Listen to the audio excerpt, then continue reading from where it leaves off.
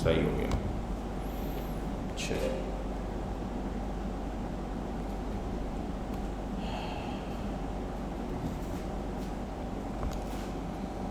अच्छा, अब सबसे पहले थोड़ा सा मैं असाइनमेंट के बारे में डिस्कस कर लेता हूँ, ठीक है, फिर हम बात करते हैं आगे की चीज़ों के बारे में। असाइनमेंट के बारे में किसी को कुछ सवाल वाल है तो पूछ लें। नहीं, सबको समझ आ गया? बड़े चीते लोग हैं, सारे चीज़ें चल रहे हैं भाई इधर, या तो समझ ही नहीं आया या बोलने छोड़ो कटाओ। चलो यार, दोनों केसेस में जो है वो सवाल तो कोई नहीं है फिर। अच्छा, वैसे मैं थोड़ा सा बता दूं, जैसे हम लोगों ने जब रेस्ट एपीआई स्टडी की थी तो आप लोगों ने देखा होगा कि मैंने जो है वो आप लोगों को बताया था कि हम मॉड्यूल वाइज जो है वो यूआरएल्स बनाते हैं, ठीक है ना। तो उसी पैटर्न को रखते हुए दिमाग में मैंने ये एपीआई बिल्ड की, ठीक है ना। तो यहाँ पे जितना यूज़र के ऑपरेशन है वो आपको सारे यहाँ मिल जाएंगे यूज़र के फोल्डर में, ठीक है। कैटेगरीज़ के सारे ऑपरेशन यहाँ मिल जाएंगे, जिसमें से आपको सिर्फ शायद गेट ही कॉल करना, ठीक है। आपने कोई और कॉल नहीं करना, गेट वन वगैरह की भी आपको ज़रूरत नहीं है। मैंने बना दिए हैं आप लोगों को दिखाने के लिए कि अगर कोई बैकएंड डेवलपर आपको एपीआई देगा तो वो कैसी देगा, ठीक है ना। तो इन केस अगर आप लोग कभी फ्यूचर में उन एपीआईज़ का इस्तेमाल करना चाहें तो आप लोगों के दिमाग में एक मैप हो कि भाई ऐसी एपीआईज़ होंगी, सही है, अप्रॉक्सीमेटली। तो ये है, इसके अलावा प्रोडक्ट्स की एपीआई है, ऑर्डर की एपीआई है, ठीक है। और हमारे पास साइन इन साइन आउट की बाहर रखी है मैंने एपीआई। अच्छा, ये मैंने बाहर इसलिए रखी क्योंकि ये वो एपीआई है जिसके थ्रू आपका कोई प्रोसेस स्टार्ट होगा, जिसके बगैर एप्लीकेशन आपकी चलेगी, ठीक है। तो इसलिए मैंने इसको बाहर रखा है, अंदर नहीं रखा, ताकि आप लोग पहले इसके ऊपर नज़र षानी करें और फिर अंदर वाले मॉड्यूल्स के ऊपर जाएं, ठीक है, बजाय कि आप ढूंढते रहें कि साइन इन होता कहाँ से। तो इसलिए ठीक है। अच्छा, ये डॉक्यूमेंटेशन समझ में आ गई थी सबको? कोई मसला तो नहीं हुआ इसको समझने में? लैंग्वेज आपके पास CURL आ रही होगी, मैंने वीडियो में भी बताया था। किसी ने वीडियो सबने चेक कर ली वो वाली जो मैंने पोस्ट की थी? कोई ऐसा है जिसने वो वीडियो ना देखी? देख लो यार, इतनी मेहनत से रिकॉर्ड करते हैं यार, वरना गला खुश्क हो जाता है रोज़। देखते नहीं हो वीडियो यार, ऐसी बातें कर। वीडियो देखो भाई, क्या करो, वीडियो इज़ वेरी इंपॉर्टेंट। मेहनत मैंने प्लानिंग करके उसको रिकॉर्ड करा है यार, देख तो लो, कम से कम व्यू ही मिल जाए मुझे, कुछ ना नाम ही मिल जाए। मजाक कर रहा हूँ, व्यू के लिए नहीं, देखो यार, देख लो, कंटेंट के लिए देख लो। तो ये ऊपर से ना आपका CURL क्या बोल दिया मैंने, CURL सेलेक्ट हुआ होगा, ठीक है। तो डार्ट आपने सेलेक्ट कर लेना है, ठीक है। और डार्ट आप सेलेक्ट कर लेंगे तो आपके पास ये जो कोड भी जनरेटेड आएगा ना, ये वैसा ही आएगा जैसा डार्ट में होता है हमारे पास, ठीक है। थोड़ा सा चेंज है, इग्नोर करें, उन्होंने असल में डार्ट का थोड़ा जेनरिक कोड रखा हुआ है। डार्ट HTTP के शायद कोई पुराना वर्जन भी हो सकता है, या हो सकता है इसी वर्जन में इस तरह का कोई फंक्शन हो जो कि हम इस्तेमाल जनरली नहीं करते। हम लोग यहाँ पे गेट या पोस्ट इस्तेमाल कर रहे होते हैं यहाँ पे, तो हम इस तरह से नहीं यूज़ करते। बट इन्होंने एक ओवरव्यू आपको लिख के दे दिया है कि भाई इस तरीके का अप्रॉक्सीमेटली फंक्शन होगा जो आप लिखोगे जिससे रिक्वेस्ट चले जाएगी। तो ये सारे आपको मेथड्स के लिए मिल जाएगा, ठीक है, आपके पास पूरा मेथड्स अवेलेबल हैं। अच्छा, एक्सेस टोकन वाली बात कोई ऐसा है जिसको समझ ना आई हो? बता दो, कोई मसला नहीं, मैं बता दूँ, तभी पूछ रहा हूँ। सबको समझ आ गई? यार बड़े चीते हैं। हाँ, यही तो मैं पूछ रहा था। चल मैं आता हूँ पोस्टमैन के ऊपर ना। अच्छा देखें, ये जो डॉक्यूमेंटेशन है ना, ये है सिर्फ रीड ओनली, सही है। इसको आप कुछ चला वला के देख नहीं सकते, ठीक है। आपको URLs कॉपी पेस्ट करके ऐप में ही चलाने पड़े। तो मैंने आपको बताया था कि टेस्ट करने के लिए हम क्या इस्तेमाल करते हैं, पोस्टमैन, ठीक है। ये डॉक्यूमेंटेशन भी पोस्टमैन से ही जनरेट की है मैंने, उधर जनरेट हो जाती है खुद ही। आप पूरा API बना लें वहाँ पे बैठ के, मतलब API के सारे लिख लें URL वगैरह डाल के और जनरेट करें, तो ऐसे ही डॉक्यूमेंटेशन बन जाती है। आपने लिखना बस सही से होता है, ऐसे नहीं है आप कुछ भी लिख रहे हैं ऐसी बन जाएगी, ऐसे नहीं है वो, फिर ये है कि बन जाती है ऐसी, ठीक है। तो उसके बाद ये है कि ये जो डॉक्यूमेंटेशन है इसके अंदर आ रहा है ये रन इन पोस्टमैन का बटन, ठीक है। ये आप क्लिक करेंगे तो ये आपसे पूछेगा भाई आपने इंस्टॉल किया है या आप वेब पे यूज़ करेंगे, ठीक है। तो अगर आपने इंस्टॉल नहीं भी किया तो आप वेब पे यूज़ कर लें, कोई मसला नहीं है सर, ठीक है। क्योंकि मैंने वेब वाला वर्जन इससे पहले चलाया नहीं था, तो इसलिए मैं आप लोगों को इंस्टॉल का बोल रहा था। बट अब आपको मेरे ख्याल से ज़रूरत नहीं पड़े इंस्टॉल करने की, वेब पे ही चला लें, क्योंकि आपको कोई ऐसी हार्ड टेस्टिंग तो करनी नहीं, और मुझे कोई फ़र्क लग भी नहीं रहा दोनों में, तो सेम ही है दोनों, वेब वाला वर्जन भी और इंस्टॉल वाला वर्जन भी। तो आप वेब के ऊपर क्लिक कर लें। तो इसके बाद आप जो है वो जब इसके ऊपर क्लिक कर लेंगे तो होपफुली ये पोस्टमैन में लॉन्च हो जाएगी कलेक्शन आपकी। और ये आपसे पूछेगा कि अच्छा, इसको जो है ना हम कलेक्शन बोलते हैं, ये जो ई कॉमर्स API अभी लिखा हुआ है ना यहाँ पे, ये कलेक्शन है। कलेक्शन मीन्स कि इसके अंदर बहुत सारी APIs कंटेन होती हैं, ठीक है। ये एक API नहीं, इसके अंदर कलेक्शन ऑफ APIs है ना, क्योंकि एक API तो एक URL होता है। इसमें मैंने आपको साइन इन की API दे दी खाली, समझ रहे हैं। तो ये जो है कलेक्शन है, बंच ऑफ APIs, ठीक है। तो अब इसके अंदर जो है ये आपसे पूछेगा कि भाई किस वर्क स्पेस में इंपोर्ट करनी है, ठीक है। तो मेरे पास ये 3 वर्क स्पेसेस बनी हुई हैं, तो मैंने आई थिंक जैसे टीम में इंपोर्ट किया था पिछली बार। मैं यहाँ कर लेता हूँ इंपोर्ट, यहाँ पे इंपोर्ट कर लेते हैं, ठीक है। तो ये हमारी कलेक्शन इंपोर्ट हो गई। कलेक्शन इंपोर्ट होने के अच्छा, पहले से भी इंपोर्ट हुई है, तो दोबारा कर देंगे, कोई बात नहीं, चले। तो ये देखें आपके पास इस तरीके से आ जाएगा दोबारा से, जैसे फोल्डर वहाँ रहे थे। अब फ़र्क ये होगा बस कि आप इसको रन करा सकते हैं, सही है। जैसे आपने साइन इन के ऊपर क्लिक किया, तो जो रिक्वेस्ट याद है हम लोग जब पोस्टमैन के ऊपर टेस्ट कर रहे थे, तो हम लोग गेट में जाके लिखते थे URL और नीचे पैरामीटर वगैरह सेट करते थे, वो सब पहले से लिखा हुआ आ जाएगा आपके पास। ये देखिए, सही है। ये सब ये जो है ना, ये वेरिएबल है, मैं आपको बताता हूँ क्या सीन है इसका, ठीक है। बाकी ये है कि ये URL आपके पास पहले से लिखा हुआ आ जाएगा, ठीक है। बॉडी में अब देखें पोस्ट रिक्वेस्ट है, तो हमें कहाँ देखना पड़ेगा पैरामीटर, बॉडी में आके। मैंने बताया था आप लोगों को कि पोस्ट रिक्वेस्ट में बॉडी में भेजना होता है, ठीक है। तो बॉडी में आप आगे देखेंगे तो ये देखें आपका ईमेल और पासवर्ड यहाँ पे पड़ा हुआ है, ठीक है। और इसके थ्रू आप इसको लॉग इन करेंगे यूज़र को, और होपफुली ये चल जाएगा, ठीक है।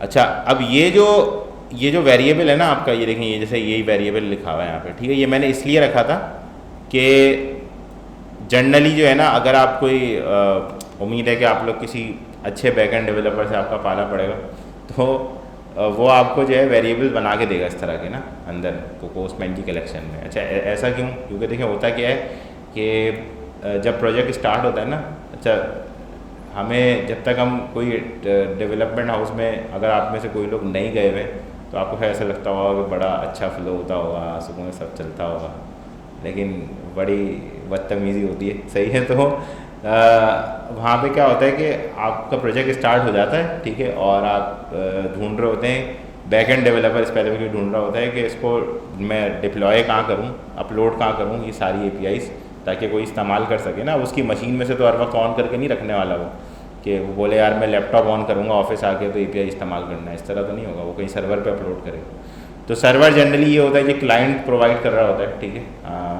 मतलब डेवलपमेंट कंपनी खुद बाय नहीं करती, जनरली यही होता है, ठीक है। क्योंकि क्लाइंट के ये होता है कि यार मेरा कोड चोरी हो जाएगा, हालांकि लिख वो खुद ही रहा है, वो कॉपी वैसे भी कर सकते हैं। तो खैर वो क्लाइंट का अपना मसला है।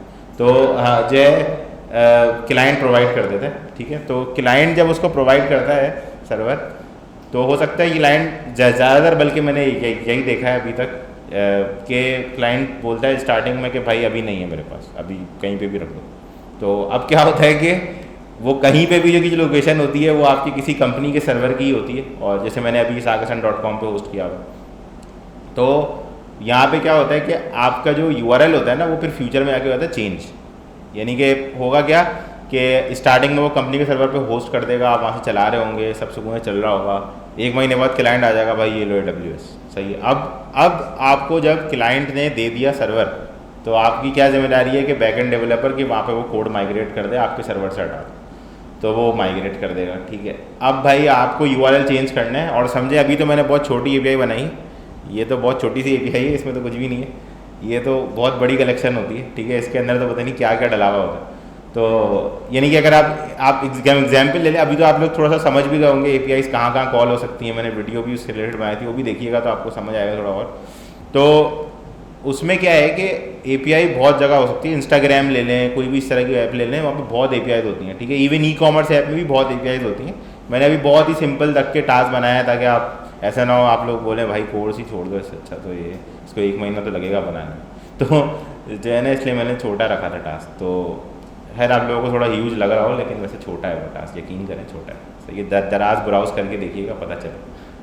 उतनी बड़ी तो मैं वैसे भी खुद नहीं बना सकता, तो आपसे क्या बनाऊँ, तो मुझे भी साल लग जाएगा। तो जो है यहाँ पे क्या है सीन है कि जो हमारी API होती है ना, अब उसके अंदर अगर सब जगह देखें URL लिखा हुआ पूरा, जैसे हम लोग लिखते थे यहाँ पे, पहले आपने देखा होगा हम लोग पूरा URL पेस्ट करते थे यहाँ पे http:// करके ना। तो अब वो आपको सब जगह चेंज करना है, तो आपको तो एक हफ्ता तो उसको चेंज करने में लगेगा, ठीक है। फिर भी आप कहीं ना कहीं कुछ ना कुछ भूल जाएंगे, फिर आपको आके सही करना पड़ेगा URL। फिर मतलब ये बड़े मसले मसाइल हैं, सही है। तो पोस्टमैन ने बोला भाई मैं आपका इस बारे में साथ देने को तैयार हूँ। तो पोस्टमैन ने क्या करा, पोस्टमैन ने बोला भाई अच्छा, पोस्टमैन में ना दो चीज़ें होती हैं वेरिएबल सेट करने के लिए। वेरिएबल सेट करने के लिए दो चीज़ें क्या होती हैं, एक होता है इन्वायरमेंट वेरिएबल। देखिए यहाँ एक इन्वायरमेंट का आ रहा है आपके पास टैब, ठीक है। ये इन्वायरमेंट आप मल्टीपल बना सकते हैं, ठीक है। जैसे अभी आप यहाँ डेवलपमेंट देख रहे हैं, इस तरह देख रहे हैं, देखिए ये व्यू कर रहा हूँ मैं, ये आँख पे क्लिक करके, ठीक है। और यहाँ देखें मेरे पास ये इन्वायरमेंट बना हुआ आ रहा है, जिसके अंदर मेरे पास एक वेरिएबल सेट हुआ हुआ है। ये एक क्लाइंट का इन्वायरमेंट मैंने बनाया था, तो इसलिए सेट हुआ हुआ है, सही है।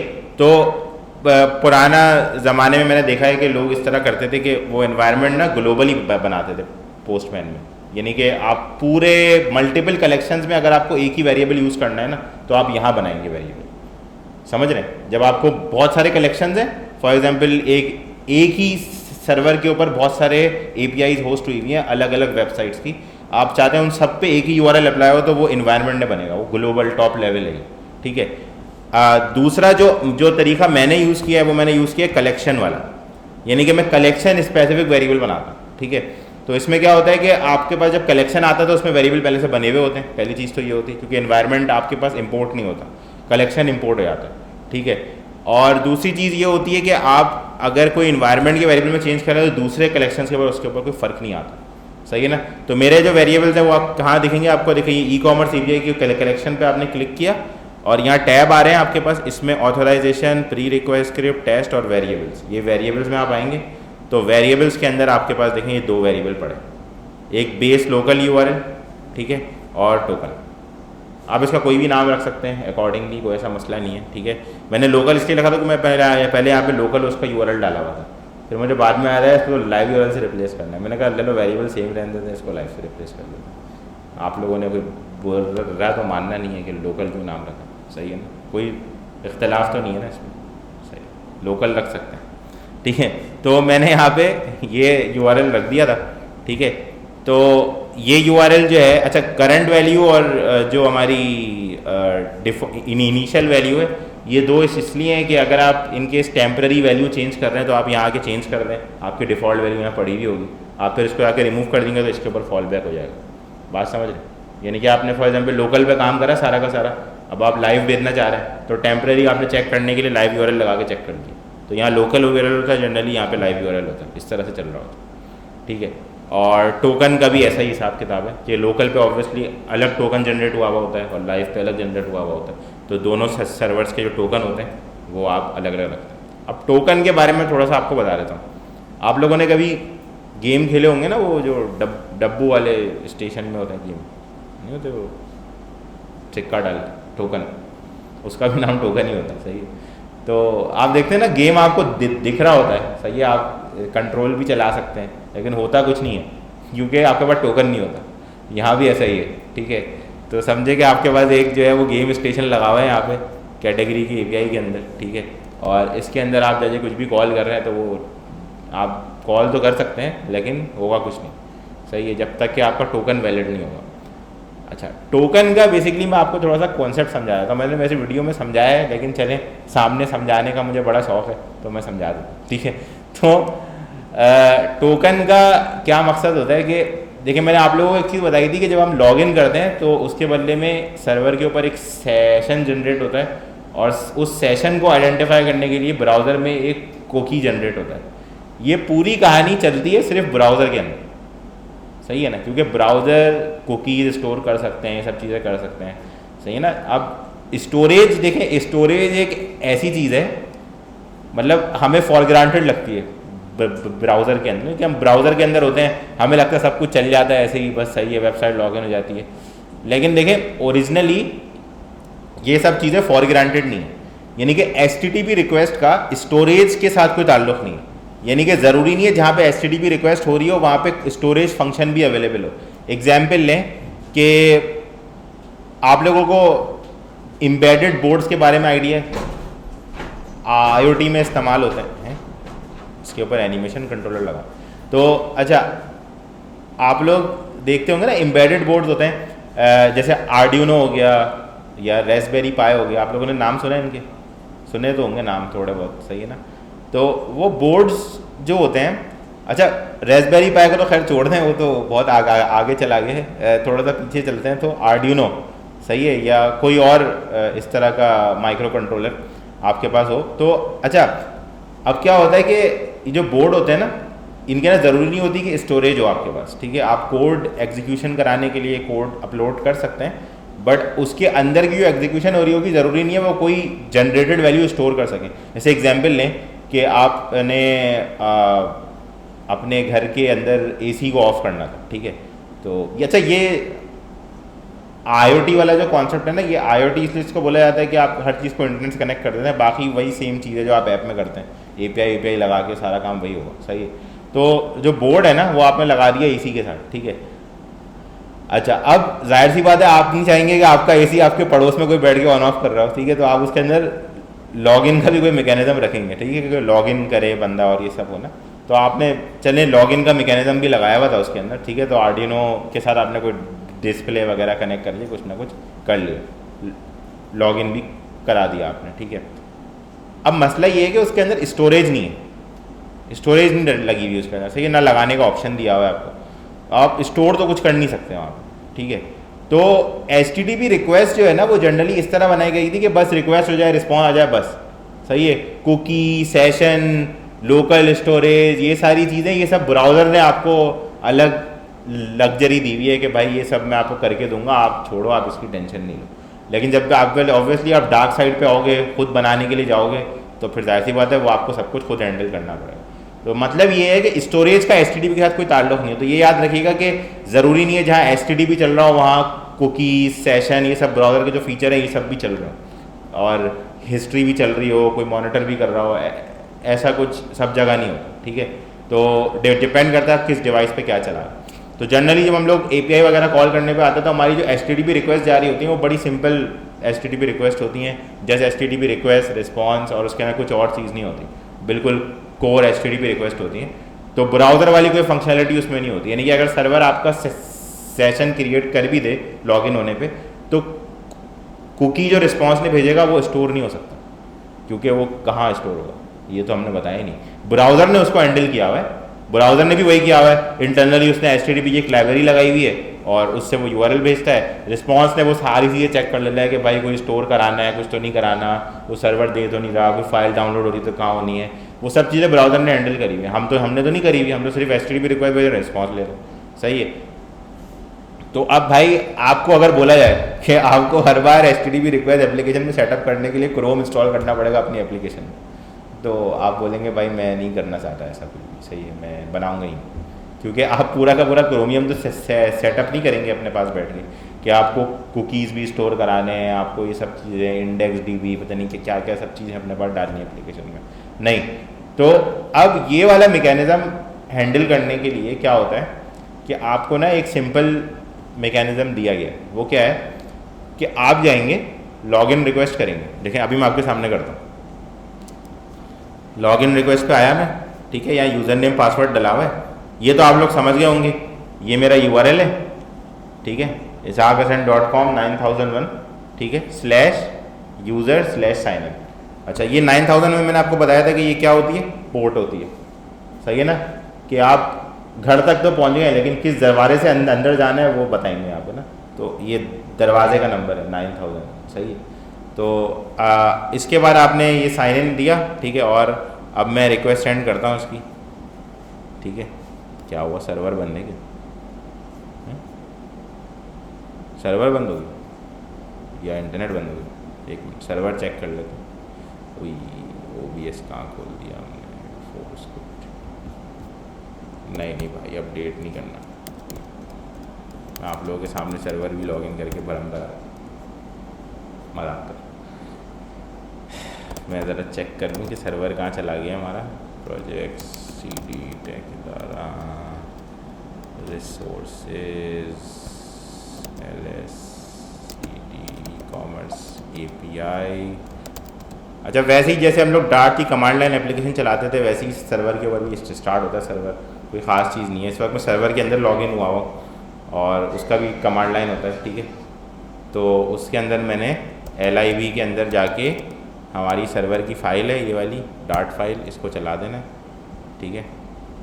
हाँ, सर्वर बंद हो गया था, किसी ने रीस्टार्ट कर दिया लगता है। चलो कोई बात नहीं, हो जाता है, सही है। सबको रूट एक्सेस जो है देना नहीं चाहिए, इसलिए तो टीम मेंबर्स जो है ना बड़ा मसले कर देते हैं, ठीक है। तो रिक्वेस्ट चले गई हमारी, सर्वर हमारा स्टार्ट हो गया है, इसको बंद कर देते हैं। जाओ जाओ भाई जाओ, सही है। अच्छा, तो ये देखिए ये हमारे पास लॉगिन का रिस्पॉन्स है, ठीक है। तो ये जो लॉगिन का रिस्पॉन्स है इसमें आपके पास देख रहे हैं आप एक्सेस टोकन आपको दिया है इसने, सही है ना, गोल्डन कलर का टोकन। अब आप गेम खेलें उसको लगा के, ठीक है। तो ये जो टोकन है, अच्छा ये वैसे तो ये खैर काफ़ी कॉम्प्लेक्सिटी से हैंडल हो जाता है, मतलब एनक्रिप्शन लगी हुई होती है इस टोकन के ऊपर और बहुत सारी चीज़ें लगी हुई होती हैं। लेकिन अभी मैंने कोई इतना ख़ास नहीं काम किया, मैंने उसका जो बेसिक प्रिंसिपल है वो फॉलो किया है। वो ये है कि जब आप लॉगिन करते हैं ना, तो अब आप ये नहीं चाहेंगे कि आप हर रिक्वेस्ट में यूज़र नेम पासवर्ड भेज रहे हो दोबारा उठा के, क्योंकि आपको वो स्टोर भी करना पड़ेगा कहीं। और अगर आप यूज़र नेम पासवर्ड कहीं स्टोर कर रहे हैं किसी फाइल के अंदर, तो कोई भी आपके फ़ोन में उस फाइल को एक्सेस करके यूज़र नेम पासवर्ड उठा सकता है, जो कि मेरे ख्याल से अच्छी बात नहीं, सही है ना। तो यूज़र नेम पासवर्ड तो फाइल में स्टोर नहीं करा सकते, सही है। तो इसके बदले में क्या करें, तो इसके बदले में जनरेट होता है एक्सेस टोकन। बेसिकली वो क्या होता है कि आपका जो यूज़र होता है ना, उसकी जो स्पेसिफिक आईडी होती है, जैसे देखें आप यहाँ देख रहे हैं एक आईडी है हमारी, सही है। तो इस रिकॉर्ड के अंदर, क्योंकि हर यूज़र की आईडी डिफरेंट होती है, ये याद रखिएगा। अच्छा, ये आईडी जो है ये आपके डेटाबेस के अंदर पड़ी हुई होती है, ठीक है। हम लोग अभी SQLite वगैरह करेंगे तो आपको थोड़ा सा और डेटाबेस वाला साइड क्लियर हो जाएगी, उसकी टेंशन नहीं लें। ये समझ लें कि हर बार जैसे आपका ID कार्ड नया बनता है, हर बंदे की ID डिफरेंट होती है, ऐसे ये भी डिफरेंट होती है, प्राइमरी की कह सकते हैं आप इसको, सही है, SQL वाली टर्मिनोलॉजी में। तो ये जो ID होती है हमारी, ये यूनिक होती है, ठीक है। अब मसला ये कि ID भी हम स्टोर करके अगर यूज़र उठाएंगे तो सिक्योर तो नहीं है, क्योंकि आप किसी की भी ID पास करके उठा सकते हैं। फॉर एग्जाम्पल आपने तुक्का मारा, यार मैं 2 लगा के देखता हूँ किसकी है, 2 लगाया आपने और ये यूज़र आ गया, ये ज़बरदस्त हो गया, इसका सारा अकाउंट एक्सेस करके देखते हैं, मज़ा आएगा। तो ये तो बड़ा मसला हो जाएगा, तो ये भी नहीं कर सकते, सही है। तो यूज़र ने पासवर्ड का ऑप्शन भी ख़त्म हो गया, ID का ऑप्शन भी ख़त्म, तो क्या करें भाई फिर। तो करेंगे ये हम कि जब लॉगिन करेंगे ना, तो सर्वर क्या करेगा, सर्वर एक स्ट्रिंग जनरेट करेगा, ठीक है। अब वो स्ट्रिंग जनरेट करने के बहुत सारे मैकेनिज्म हैं, आप JWT से कर लें या व्हाटएवर किसी भी तरीके से कर लें, तो एनक्रिप्शन के फॉर्मेट्स हैं। तो आप क्या करेंगे कि आप जो जनरेट करेंगे ना टोकन, वो आप एक रैंडम स्ट्रिंग समझ लें आपने जनरेट करा है, और आपने यूज़र के अगेंस्ट में जाके उसको सेव कर दिया, और उसमें आपने डिवाइस इन्फॉर्मेशन भी सेव कर दी। कुछ केसेस के अंदर ऐसा होता है कि आपने फॉर एग्जांपल अपने फ़ोन से लॉगिन किया ना, तो आपके फ़ोन की जो IP होगी ना, वो आपकी रिक्वेस्ट में जाएगी और आपका यूज़र नेम पासवर्ड जाएगा, तो आपकी IP और वो एक्सेस टोकन जो जनरेट होगा वो उस यूज़र के अगेंस्ट में डेटाबेस में जाके सेव हो जाएगा, सही है। कि इस IP से ये एक्सेस टोकन जनरेट हुआ है, और उस एक्सेस टोकन के बदले में डेटाबेस को पता है कि कौन सा यूज़र रखा हुआ है, आपको नहीं पता कौन सा यूज़र रखा हुआ है, ठीक है। आपने बस लॉगिन कर दिया, सिंपल। अब आप जब भी अगली बार रिक्वेस्ट करेंगे तो हर रिक्वेस्ट के बीच में एक मिडलवेयर का कॉन्सेप्ट आता है। अगर आप लोग, मैंने सर्वर वाला कोड खोल के, किसी ने देखा है अभी तक खोल के? चलो आप लोग UI बना रहे होगे, अभी मैं एक्सपेक्ट भी नहीं कर रहा आपने खोल के नहीं देखा, चलो खैर, बाद में जब आप लोग API पे काम करोगे तो खोल के देख लेना एक बार, उसको अच्छा अंदाज़ा हो जाए। तो उसमें क्या होता है, मिडलवेयर का कॉन्सेप्ट होता है। मिडलवेयर क्या होता है, ऐसा ही मैं थोड़ा सर्वर साइड पे आ गया हूँ, लेकिन मैं आप लोगों को समझाना चाह रहा हूँ क्लियरली क्यों एक्सेस टोकन जनरेट हो रहा है, तो इसलिए थोड़ा सा अगर कोई पक भी रहा हो तो बर्दाश्त करें, सही। तो अच्छा, मिडलवेयर क्या होता है कि आपकी जब देखें रिक्वेस्ट जाती है और सर्वर के अंदर से डेटा एक्सेस करके लेके आती है, इसके बीच में एक दीवार है, वो है मिडलवेयर, बीच का बंदा, ठीक है। अच्छा, मिडलवेयर क्या करता है, अब जैसे देखें मैं कैटेगरी की API एक्सेस कर रहा हूँ, तो मैंने कैटेगरी की रिक्वेस्ट भेजी, तो मिडलवेयर बीच में आ जाएगा, एक्सेस टोकन लाओ, सही है। तो आपकी रिक्वेस्ट बोलेगी नहीं, तो बोलेगा चलो कट, सही। तो आगे जाने नहीं देगा, वो कंट्रोलर आपका पड़ा हुआ है, वो सुकून से बैठा हुआ होगा, मिडलवेयर उसको भगा देगा, बोलेगा बच्चे आए थे उनके पास टोकन नहीं था, गेम नहीं खेलने देना, सही है। तो ये वाला मसला है, ठीक है। तो अब क्या होता है कि वो जो एक्सेस टोकन आप साथ में लेके जा रहे होते हैं ना, वो आप जैसे दुकान पे नहीं बंदा बैठा होता, आप उसको पकड़ाते हैं टोकन, वो आपको बोलता है हाँ सही है जाओ खेल, तो वैसा वाला सीन है, ठीक है। तो मिडिल वेयर क्या करता है, वो टोकन चेक करता है। तो वो जो टोकन है ना आप जो भेज रहे होते हैं, वो डेटाबेस में जाके चेक करते हैं कि अगर आपकी आईपी से फॉर एग्जांपल वो मैप हुआ हुआ है, तो आपकी जो हर रिक्वेस्ट में आईपी उसके पास आ रही होती है, उसको भी चेक करता है, एक्सेस टोकन को भी चेक करता है, और दोनों को मिला के देखता है कि ऐसा कोई रिकॉर्ड पड़ा हुआ है डीबी के अंदर। अगर पड़ा हुआ है तो उसका मतलब यूज़र लॉग इन हुआ हुआ, और वो आपको अंदर जाने दे देता है यूज़र इन्फॉर्मेशन के साथ। इंटरनली वो सर्वर के अंदर यूज़र आपका गेट करके रख देता है एक जगह पे, ताकि कोई भी आप रिक्वेस्ट में अगर यूज़र से रिलेटेड इन्फॉर्मेशन फैच कर रहे हैं तो वो ऑटोमेटिकली फैच हो जाए, आपको यूज़र नेम पासवर्ड देने की ज़रूरत ना पड़े, क्योंकि आपके पास क्या है, एक्सेस टोकन। बात समझ रहे हैं? तो एक्सेस टोकन आपके यूज़र नेम पासवर्ड के बदले में जनरेट हुआ हुआ एक स्ट्रिंग है, जिसको आप सर्वर पे भेजते हैं, और सर्वर उसके बदले में आइडेंटिफाई करते हैं कि आप कौन है। सीधी सी बात है। इसमें एक्सपायरी का भी कॉन्सेप्ट होता है, मैंने वो नहीं रखा है आप लोगों के लिए, ताकि आप लोगों को थोड़ा सा मुश्किल ना लगे, क्योंकि उसमें अगर मैं रखता तो फिर वो आप लोगों के लिए मसला आता है। 1 दिन बाद या 2 दिन बाद या वॉट एवर टाइम, जो भी बाहिमी मुशावरत से बैकएंड डेवलपर के साथ फैसला हो, उससे जो है, या सॉफ्टवेयर आर्किटेक्ट के साथ फैसला हो, वो जो भी मशवरा दें, सही है, तो उस हिसाब से जो है वो एक्सपायरी उसकी सेट कर दी जाती है सर्वर बनाते वक्त, कि भाई 1 दिन में एक्सपायर होगा। तो अब क्या होगा कि फॉर एग्जांपल वो एक्सेस टोकन किसी हैकर के हाथ लग गया, सही है, अब वो रोज़ आपका इन्फॉर्मेशन गेट कर रहा है उससे, तो 1 दिन बाद उसको नहीं मिलेगी इन्फॉर्मेशन, क्योंकि वो टोकन एक्सपायर हो गया, ठीक है। तो ये इसके पीछे कॉन्सेप्ट है एक्सपायर करने का। फिर अगर आपको उसको रिन्यू कराना है, तो आपको पुराना एक्सेस टोकन भेज के नया एक्सेस टोकन जनरेट करना होता है, और उसका भी एक प्रोसेस है, रिफ्रेश टोकन की एपीआई होती है। अच्छा, ये पूरा ऑथेंटिकेशन का बहुत बड़ा मैकेनिज्म है, लेकिन मैं उस पूरे मैकेनिज्म को इम्प्लीमेंट नहीं करवाना चाह रहा था। एक्सेस टोकन का कॉन्सेप्ट में रखने का कोई ऐसा खास मकसद नहीं है, सिवाय ऑर्डर की एपीआई के वहाँ पे ज़रूरत थी, उसके अलावा कैटेगरी प्रोडक्ट में ज़रूरत नहीं थी। लेकिन मैंने वो इसलिए रखा है ताकि आप लोगों के दिमाग में एक पिक्चर हो कि आप हर एपीआई में किस तरह पास करेंगे, वरना आप ऑर्डर की एपीआई में खाली जाके पास कर देते तो आपको इतना फील नहीं होता कि यार एक ही एपीआई में तो है, बस सही लिख देते हैं। तो मैं ये चाह रहा हूँ कि आप लोग एहसास हो कि अगर आप हर एपीआई में उसको पास करेंगे तो आप किस तरह फ्लो बनाएंगे, आप लोग सोचें उस बारे में, समझ रहे हैं? तो क्योंकि ये होगा, देखें प्रैक्टिक, देखें सीधी सी बात, ये मैंने जितने भी कोर्स देखे हैं ना, चाहे वो ऑनलाइन हो या फिजिकल कोर्सेज हो, ज़्यादातर के अंदर यही होता है कि आपको सिर्फ फायरबेस पढ़ा दिया जाता है। अच्छा, फायरबेस जो है ना, वो ऐसी चीज़ है कि वो, मतलब मैं बता रहा हूँ आपको कि मुश्किल से आपके प्रोजेक्ट में 10% इस्तेमाल होगा, सही है, या हो सकता है इस्तेमाल ही ना हो। बहुत सारे प्रोजेक्ट में तो इस्तेमाल ही नहीं होता, एपीआई इस्तेमाल होती है सिर्फ, क्योंकि देखिए सर्वर जो लिखा होता है वो कोई ना कोई कंट्रोल करता है पीछे से, यानी कि वहाँ जो डेटा आ रहा होता है, प्रोडक्ट्स आ रही होती हैं, वो कहीं से कंट्रोल होकर आ रही होती हैं, यानी कि कोई एडमिनिस्ट्रेशन पैनल होता है या कुछ होता है जहाँ से वो आ रही होती हैं, या कोई वेंडर मैनेजमेंट हो सकती है ई कॉमर्स वाले केस में, तो कहीं से भी प्रोडक्ट्स आ सकती हैं। तो वो जनरली फायरबेस पे नहीं रखी जाती, फायरबेस पे रियल टाइम वाली इन्फॉर्मेशन रखी जाती है या कॉन्फ़िग इन्फॉर्मेशन रखी जाती है। तो फायरबेस इतना ज़्यादा पार्ट आपके ऐप में प्ले नहीं करता, प्ले करता है, मैं आपको बताऊंगा कौन कौन से पार्ट बहुत इंपॉर्टेंट है, बट ये डेटा स्टोरेज वाला पार्ट फायरबेस का बहुत ज़्यादा इंपॉर्टेंट नहीं है, कुछ हद तक इंपॉर्टेंट है, ठीक है। तो ज़्यादातर आप अपनी पूरी लाइफ में जो इस्तेमाल करेंगे वो यही कॉन्सेप्ट इस्तेमाल करेंगे, तो इसलिए इसको बहुत ध्यान से आप लोगों ने समझना है और इम्प्लीमेंट करना है। कोई भी सवाल है आप लोगों का तो आप मुझसे पूछें, मैं आप लोगों को उसका रिप्लाई दूंगा, ठीक है। तो मैं दे ही रहा हूँ ऐसे। तो ये है, ठीक है, बात समझ में आ गई सबको, एक्सेस टोकन भी समझ आ गई, ठीक है। तो अच्छा, ये तो कहानी थी, सही है। अच्छा, उसके बाद क्या होता है कि जब भी आप किसी एपीआई को कॉल करेंगे जिसको एक्सेस टोकन रिक्वायर्ड है, जैसे देखिए मैं कैटेगरी को कॉल करता हूँ, कैटेगरी की एपीआई को एक्सेस टोकन रिक्वायर्ड है, कैटेगरी को, प्रोडक्ट्स को, ऑर्डर को, ठीक है। तो मैं ज़रा कैटेगरी की एपीआई कॉल करूँ, तो मैंने देखिए सेंड रिक्वेस्ट करी, यानी सर्वर बार बार बंद क्यों हो रहा है, सामान्य पैसे पे नहीं करेंगे,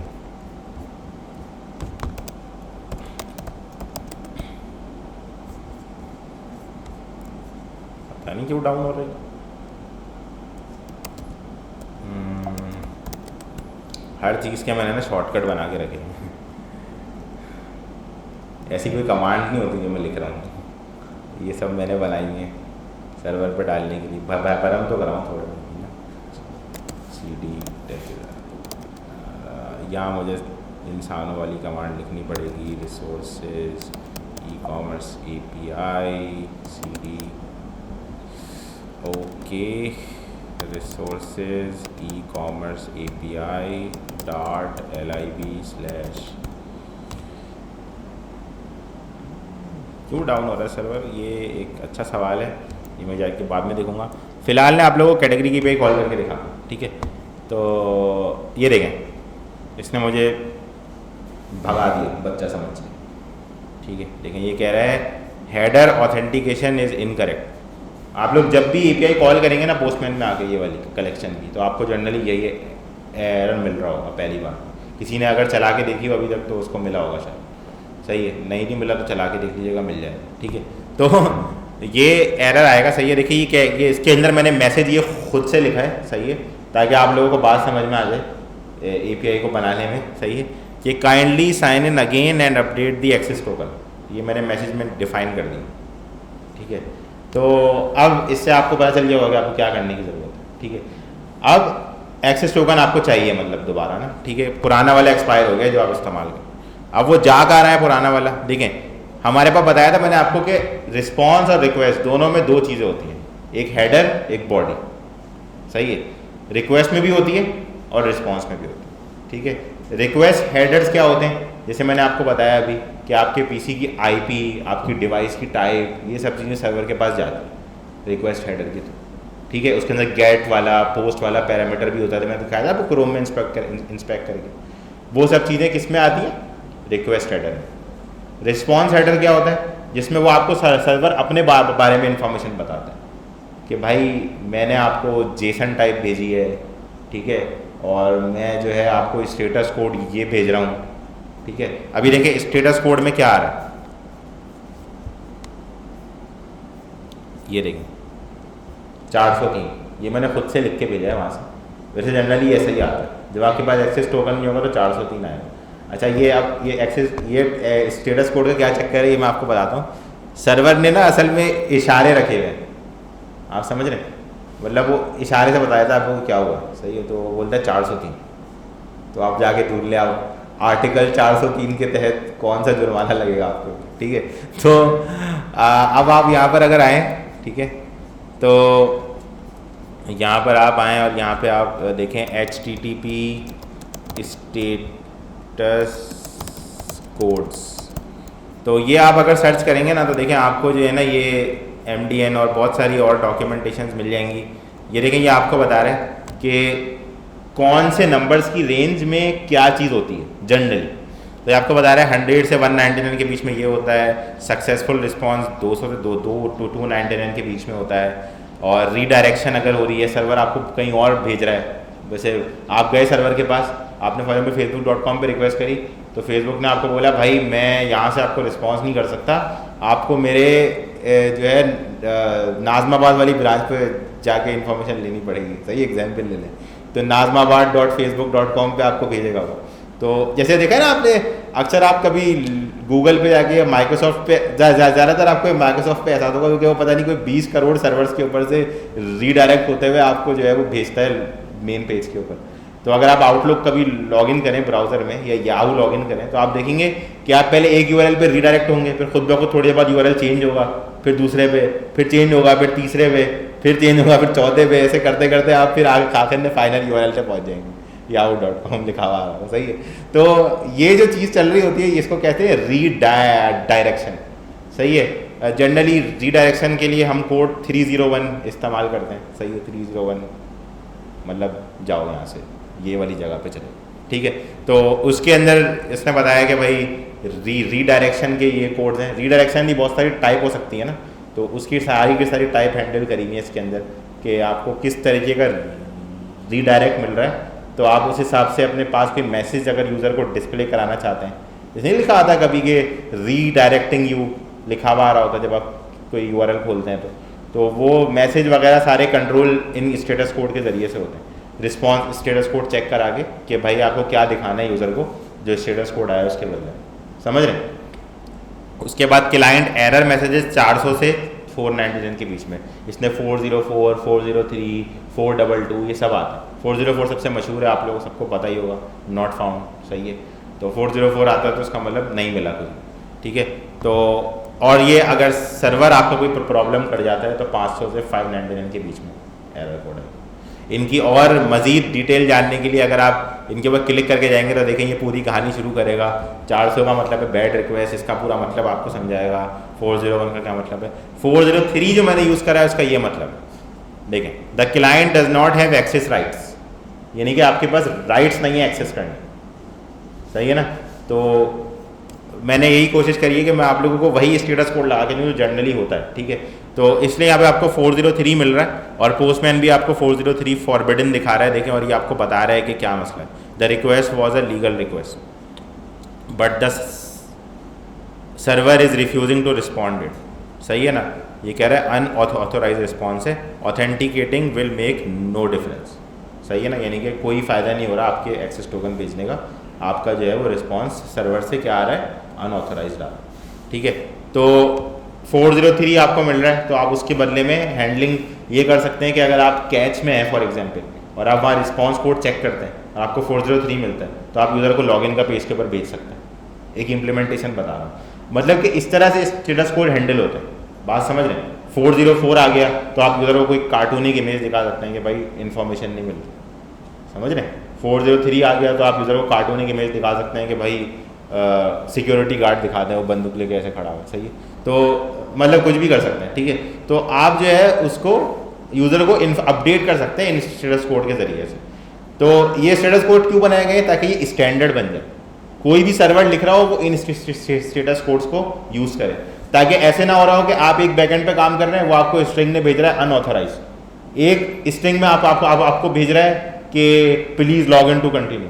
तो आप स्टैंडर्ड कैसे मेंटेन करेंगे कि भाई लॉगिन कब करवाना है, ये कोई स्टैंडर्ड होना चाहिए ना, कि भाई कोई स्पेसिफिक स्ट्रिंग आए तो मैं लॉगिन पे भेज दूँ बंदे को, और सब जगह ये सेम चलता हो पैटर्न। तो इसलिए ये पैटर्न को स्टेटस कोड में कन्वर्ट किया गया, ताकि वो कोड्स के ज़रिए से आप आइडेंटिफाई करें तो सब जगह ये पैटर्न सेम रहे। सही हो गया। तो पूरी दुनिया में कहीं भी अगर आपको इन्फॉर्मेशन नहीं मिलेगी तो क्या आएगा, 404, सब जगह सेम, ठीक है। देखिए अब मैं आपको 404 की एग्जांपल भी दिखाया था। जैसे देखिए मैं यहाँ पे कोई अजीब सा यूज़र नेम दे दूँ और मैं सेंड रिक्वेस्ट करूँ तो ये देखें आप सर्वर लगता है फिर से गया,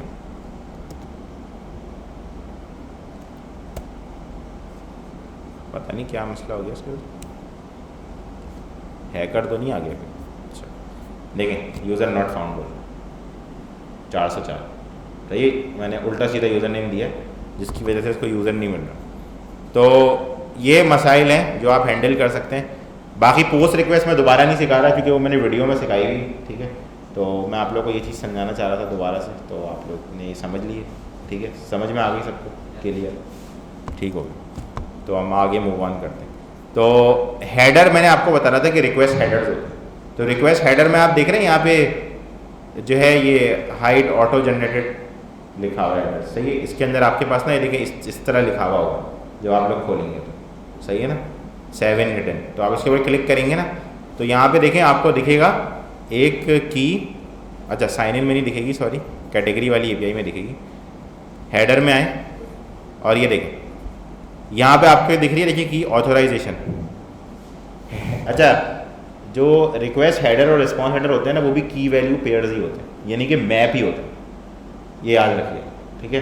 कोई ऐसी खास चीज़ नहीं है उसके अंदर ये आपको कुछ भेजना हो उल्टा सीधा, आपको मैप ही भेजना। तो की होती है और देखिए उसके अगेंस्ट में वैल्यू होती है, ठीक है। तो एक्सेस टोकन आपने किस तरह भेजना है, ऑथोराइजेशन की रखनी है उसकी, ठीक है, और वैल्यू के अंदर आपने लिखना है ये, सही है, और उसके आगे स्पेस देके आपने अपना टोकन लिख देना। समझ रहे हैं, यही पैटर्न फॉलो होता है, तो इसलिए मैंने एग्जैक्टली वही पैटर्न बना दी, ठीक है। तो यहाँ पे जो टोकन है वो कौन सा टोकन है, जो लॉगिन से मिला है आपको, ठीक है। तो मैंने इसका भी वेरिएबल बना के रख दिया था ताकि आप जब भी लॉगिन करके आते हैं तो आप वहाँ रिस्पॉन्स में टोकन का स्ट्रिंग कर लें कॉपी और कहाँ पेस्ट कर दें, आके ई कॉमर्स एपीआई के वेरिएबल के अंदर यहाँ पे। तो जितनी जगह टोकन यूज़ हो रहा है वो सब जगह अपडेट हो जाएगा, आपको मेहनत मशक्क़त करने की ज़रूरत नहीं पड़ेगी। इंस्टेंटली जाके गेट रिक्वेस्ट पे बटन दबाएं और चले, समझ आ गई, ठीक है ना। और यही काम आपने पोस्ट में किस तरह करना है और गेट में किस तरह करना है ये मैंने एप्लीकेशन में करके भी दिखाया है, उस एप्लीकेशन का यूआरएल भी डाला हुआ है, सही है, गिटहब के ऊपर मैंने रखा है उसको अलग से, आपके क्लास कोड में शामिल नहीं है वो, अलग से रिपोजिटरी का लिंक डाला है मैंने, उस पर देख लीजिएगा जाके। और वीडियो जो मैंने पोस्ट करी है उसमें देखेंगे तो आपको पूरा क्लियरली समझ में आ जाएगा कि किस तरीके से वो काम किया है, ठीक है। आपको यूज़र से रिस्पांस लेके एक जगह स्टेट में स्टोर करना है, फिर अगली रिक्वेस्ट में उस यूज़र के रिस्पांस के अंदर से टोकन इस्तेमाल करके अगली रिक्वेस्ट में भेजना। और ये सारे काम में मैंने स्टेट मैनेजमेंट कहीं इस्तेमाल नहीं करी है, लेकिन आपको करनी पड़ेगी क्योंकि आपको मल्टीपल पेजेस के ऊपर ये चीज़ एक्सेस करनी है। तो मैंने आपको बताया था कि किस तरह होता है इनहेरिटेड विजेट और वो सारी कहानी, ठीक है। तो वो आप लोग हस्बे ज़ायक़ा इस्तेमाल करें, ठीक है। मैं अब आगे आ जाता हूँ लोकल स्टोरेज और प्रोवाइडर के ऊपर, क्या ख्याल है? अच्छा ख्याल, तो इसको हम कर देते हैं बंद।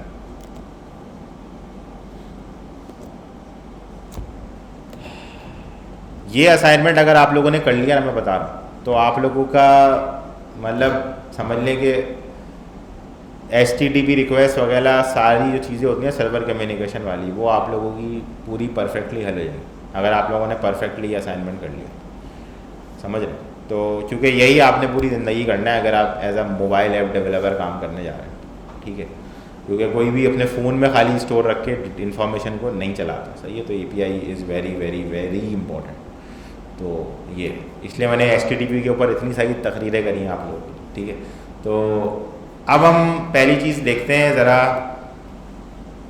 Shared preferences. इसका किसी ने नाम सुना? एंड्रॉयड में तो सुना होगा, सही है। एंड्रॉयड में शेयर्ड प्रेफरेंसेस का नाम बड़ा मशहूर, सही मशहूर ज़माना भाई है वहाँ के, ठीक है। तो एंड्रॉयड इलाके के ये भाई हैं, ठीक है। अच्छा, अब यहाँ पे भी इनका नाम शेयर्ड प्रेफरेंसेस रखा गया है। वैसे ये थोड़ी सी नाइंसाफ़ी की गई है, लेकिन चलें एक्सेप्ट कर लेते हैं क्योंकि गूगल का फ्रेमवर्क है तो उन्होंने अपने हिसाब से जो है उसका नाम रखा है, ठीक है, शेयर्ड प्रेफरेंसेस। क्योंकि असल में मैं आपको थोड़ा सा समझाता हूँ इसके बारे में कि ये क्या होता है। शेयर्ड प्रेफरेंसेस आपके पास सबसे छोटा और आसान तरीक़ा है किसी भी डेटा को लोकली फ़ोन में स्टोर करना, सबसे आसान तरीका। इससे आसान तरीका आपको नहीं मिलेगा ज़िंदगी फ़ोन में डेटा को स्टोर करना। लेकिन आसान होने के साथ साथ इसके साथ कुछ मसाइल हैं। वो मसाइल क्या हैं कि ये पहली चीज़ तो ये है कि इसमें की वैल्यू पेयर ही स्टोर होता है, यानी कि मैप, ठीक है। और स्पेसिफिक टाइप का स्टोर होता है, यानी कि स्ट्रिंग, बूलियन, इंटीजर, इस तरह की टाइप स्टोर होती है। तीसरी चीज़ ये कि इसकी स्टोरेज लिमिटेड होती है, यानी कि ऐसा नहीं होता कि आप इसके अंदर GBs ऑफ इंफॉर्मेशन स्टोर कर सकें, ऐसा नहीं होता। स्टोरेज इसकी बहुत लिमिटेड होती है। कितनी लिमिट होती है ये मुझे एग्जैक्टली याद नहीं है, ये मैं गूगल करके आपको निकाल के दिखा दूँ, ठीक है।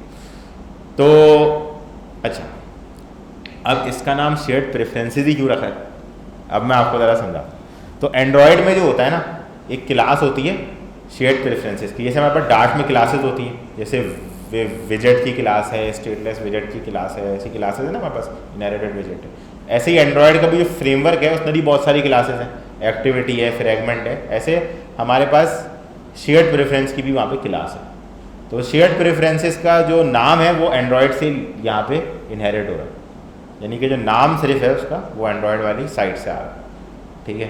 तो एंड्रॉयड ने भी इसका नाम शेयर्ड प्रेफरेंसेस है, यहाँ भी इसका नाम शेयर्ड प्रेफरेंसेस है। अच्छा, ये एक ऐसी फंक्शनैलिटी है, अभी तक जो हम लोग लाइब्रेरी इंप्लीमेंट कर रहे थे इमेज पिकर के अलावा, वो लाइब्रेरीज ऐसी थी जो कि जैसे मटेरियल यूज़ कर रहे थे हम, बहुत सारी चीज़ें यूज़ कर रहे थे जो हमारे पास ऑलरेडी बिल्ट इन थी, वो भी लाइब्रेरीज थी लेकिन बिल्ट इन थी। तो उनमें क्या हो रहा था कि आप सारा का सारा फ्लटर के सरफेस के ऊपर गेम खेल रहे थे, समझ रहे? यानी कि मैंने आपको बताया था फ्लटर कैसे UI ड्रॉ करता है कैनवस के ऊपर, तो आप उस कैनवस के ऊपर ही बैठे हुए थे अभी तक। स्टेट अपडेट कर रहे हैं, सब कुछ कर रहे हैं, वो सब कैनवस के ऊपर ही हो रहा होता है। उससे कैनवस के नीचे वाले इलाके का कोई ताल्लुक़ नहीं, सही है। जब आपने इमेज पिकर लगाया था ना, तो एक्चुअली आप नीचे वाले इलाके में पहुंच गए थे। तो अब वो जो नीचे वाला इलाका है वहाँ थोड़ी सी डार्क साइड है, वो ठीक है। वहाँ पे क्या चल रहा होता है, वहाँ पे चल रहा होता है फ्लटर का एम्बेडर, ठीक है। अब ये एम्बेडेड जो है ये क्या होता है, ये क्या करता है? अच्छा, एम्बेड का क्या मतलब होता है, क्या मतलब होता है? कोई बताएगा एम्बेड का क्या मतलब? नहीं बता रहे, चलो मैं बता। तो नहीं बताओ यार ना, आप लोग जो है वो गला अपना बचाने में लगे। चल तो मैं बता रहा था कि एम्बेडर क्या होता है। तो एम्बेडर ये होता है, अच्छा एम्बेड का मतलब ये होता है कि भाई आप कोई भी चीज़ उठा के किसी सिस्टम यानी किसी और चीज़ के अंदर रख दें या अटैच कर दें उसको किसी और चीज़ के साथ, एक चीज़ को किसी और चीज़ का अटैच कर दें। ऐसे ये मैंने केबल इसमें एम्बेड कर दी ऐसे, हाँ एक तरीके से बाइंडिंग भी बोल सकते हैं। गुड, सही है। अच्छा बाइंडिंग थोड़ा सा इस सेंस में इस्तेमाल होती है कि वो एक्टिव डेटा कम्युनिकेशन भी होती है, एम्बेडिंग सिर्फ अटैचमेंट होती है, तो इसलिए एम्बेडिंग वाला कॉन्सेप्ट थोड़ा सा इसमें डिफरेंट है, लेकिन वही है कॉन्सेप्ट वही, सही है। तो अब जो एम्बेडर होता है ना वो क्यों इस्तेमाल होता है? अब देखिए फ्लटर इटसेल्फ एंड्रॉयड नहीं है, फ्लटर इटसेल्फ iOS नहीं है, वेब नहीं है, कुछ नहीं है। फ्लटर इटसेल्फ एक UI रेंडरिंग फ्रेमवर्क है, यानी कि उसका सिर्फ और सिर्फ काम क्या, आप उसको UI देंगे वो स्क्रीन पे दिखा देगा। लेकिन स्क्रीन कहाँ से आएगी भाई, ये भी तो सवाल है ना, स्क्रीन कहाँ से लाएं? फ्लटर तो बोल रहा है भाई कि UI में दिखा दूंगा स्क्रीन पे, लेकिन स्क्रीन तो फ्लटर के पास नहीं है।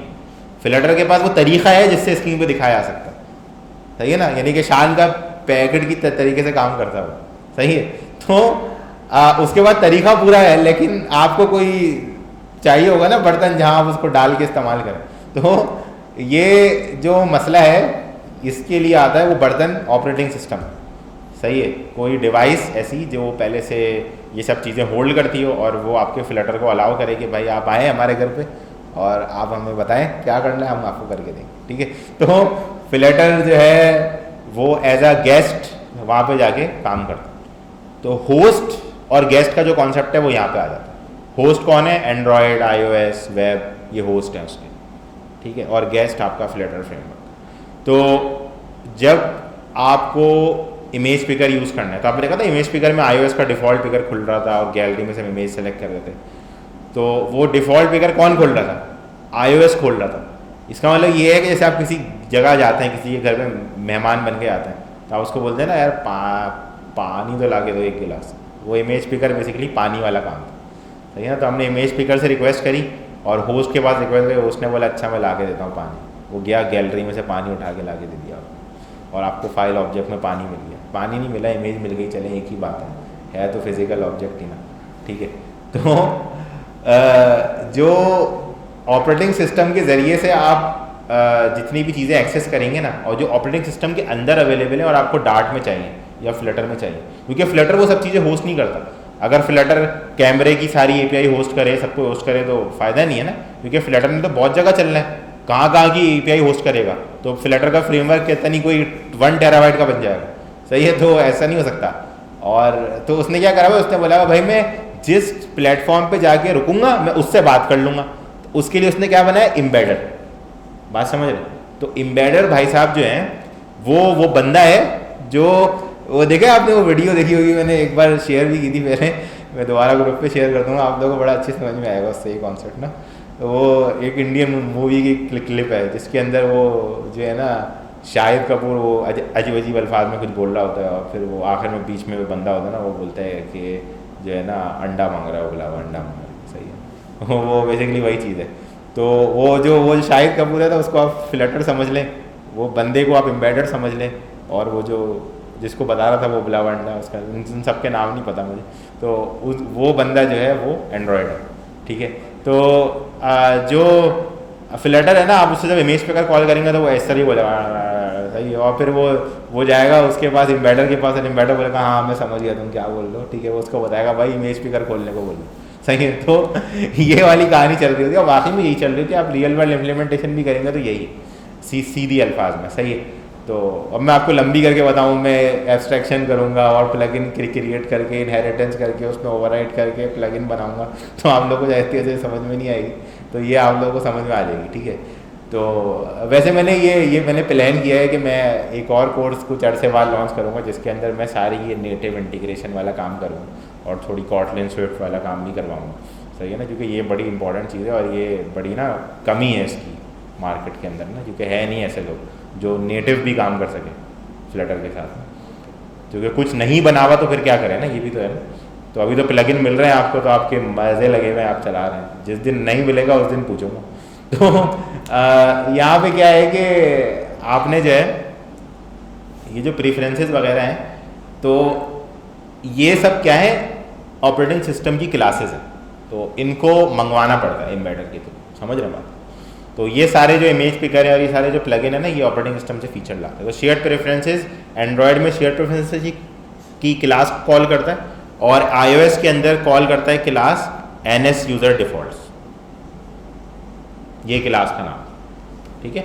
आप अगर एज ए iOS डेवलपर कहीं भी जाएंगे तो आपको जो स्टोरेज का तरीका मिलेगा वो मिलेगा NS यूज़र डिफ़ॉल्ट्स, सही है, ये क्लास का नाम है, और एंड्रॉयड में शेयर्ड प्रेफरेंसेस। तो मैं इसलिए ये बात बता रहा हूँ ताकि आप लोगों को ये समझ में आ जाए कि इसका नाम शेयर्ड प्रेफरेंसेस क्यों है, ठीक है, और ये आप लोगों को नीचे समझ में आ रहा हो। तो आप यहाँ पे ज़रा नीचे इसके अगर कोड देखेंगे तो देखें, इसके पास इस तरह के मेथड होते हैं, set int, set bool, set double, इसमें आप की देते हैं और वैल्यू देते हैं और ये स्टोर हो जाता है, सही। तो हम इसको यूज़ क्यों करते हैं, हम इसको इसलिए यूज़ करते हैं ताकि आपकी ऐप अगर बंद भी हो जाए और आप इसको दोबारा खोलें, इवन फ़ोन रीस्टार्ट कर लें, सही है, तो आपकी जो डेटा है ऐप का वो सेव रहे।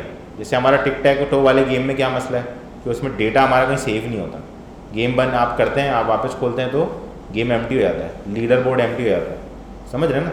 तो वो तो नहीं करना हमने तो कहीं सेव करना है। तो एक तो होता है कि आप सर्वर पे रिक्वेस्ट भेज के उसको सेव करा दें, जैसे अभी हम कर रहे हैं ई-कॉमर्स ऐप में, सही है ना। लेकिन एक होता है कि आप क्या करें कि आप अपने डिवाइस में सेव कर लें, जैसे कॉन्टैक्ट्स हैं, अब कॉन्टैक्ट्स को सर्वर पे भेज के तरह सेव करने की ज़रूरत नहीं है, वैसे अब हो जाते हैं, सिंक भी होते हैं ऑनलाइन, लेकिन इनिशियली क्या होता है कि लोकल में सेव हो जाता है, डिवाइस में सेव हो, सही है ना। नहीं कि आप ऑफलाइन भी कॉन्टैक्ट सेव कर सकते हैं, लेकिन फेसबुक की पोस्ट आप ऑफलाइन नहीं कर सकते क्योंकि वो सर्वर पे पोस्ट होती है, समझ ना। तो दो डिफरेंसेज हैं, कुछ चीज़ें लोकल स्टोर होती हैं, कुछ ऑनलाइन स्टोर होती है। तो ये जो है ये लोकल स्टोरेज वाले काम में हमारी हेल्प करते हैं, ठीक हो गया। तो हम इसको ज़रा लगा के देखते हैं ये किस तरीके से होता है। ये आपको कहाँ यूज़ करना होगा, ये आपको यूज़ करना होगा यूज़र का एक्सेस टोकन स्टोर कराने में, आई समझ में। आप की देंगे एक्सेस टोकन, वैल्यू में देंगे एक्सेस टोकन, सेव हो गया। अब आप एप्लीकेशन बंद करके खोलें और आपका एक्सेस टोकन आप उठाएंगे, वहाँ से चेक करेंगे कि मिल रहा है आपको, तो आप उसको ही पास कर देंगे API, समझ, इसलिए समझा रहा हूँ ये, सही है। तो अब हम आते हैं और इसको इम्प्लीमेंट करते हैं। सर्वर हमारा ऐसे ही चलने देते हैं, पता नहीं क्या है इसके साथ। अच्छा, सर्वर डाउन नहीं हो रहा, वो डार्ट का स्क्रिप्ट बंद हो जाता है, पता नहीं क्यों, ये वेरी डीप मसला, देखते हैं इसको। अच्छा, यहाँ पे हम न्यू फ्लटर प्रोजेक्ट बना लेते हैं और इसको नेक्स्ट करते हैं। अच्छा, टाइम क्या हो रहा है, ज़रा टाइम कंज्यूम नहीं कर लिया, 27 हो रहा है, सही है, इतना मसला नहीं है, 1 घंटा है बेटा।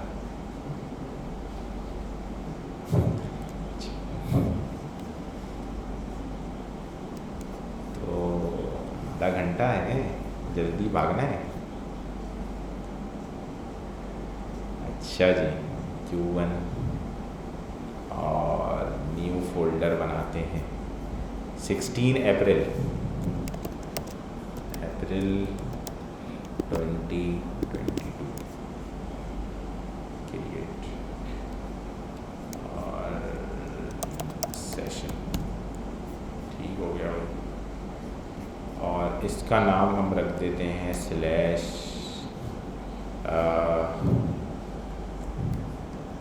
लोकल स्टोरेज और प्रोवाइडर भी इसमें ही कर लेंगे, ठीक है, नया नहीं बनाएंगे प्रोजेक्ट, ताकि एक साथ ही हम दोनों को एक्सप्लोर करें, टाइम और नज़र क्रिएट।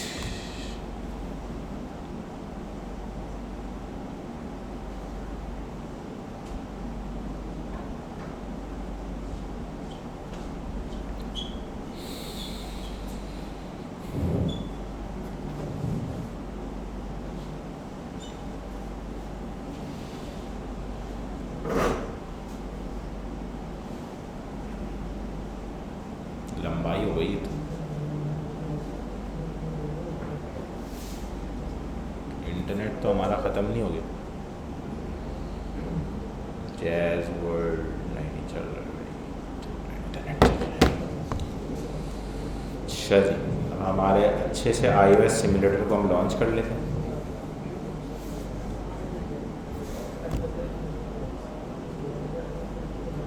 ठीक हो गया। पे हम लोग जो है ये वाले सारी चीज़ें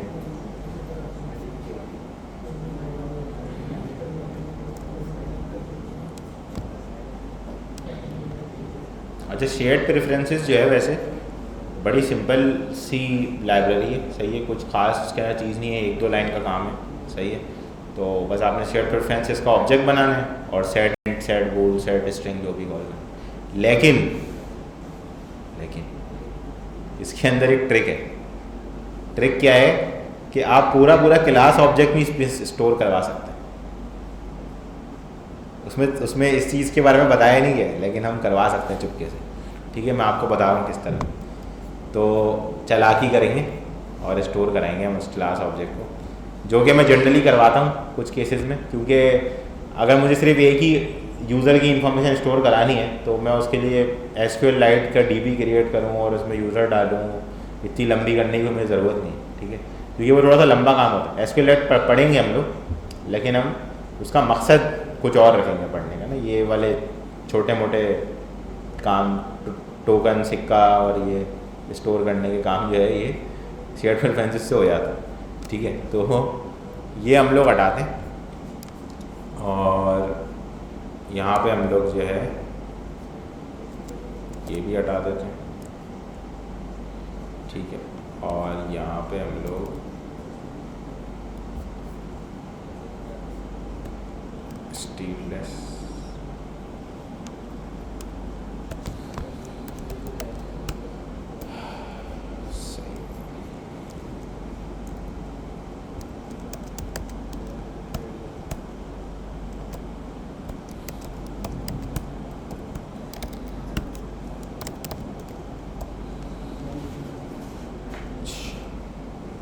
इसके अंदर हम लिख देते हैं प्रेफरेंसेस डेमो और बॉडी के अंदर हम एक कॉलम लगा लेते हैं और कॉलम को हम देंगे कुछ फील्ड्स, ठीक है।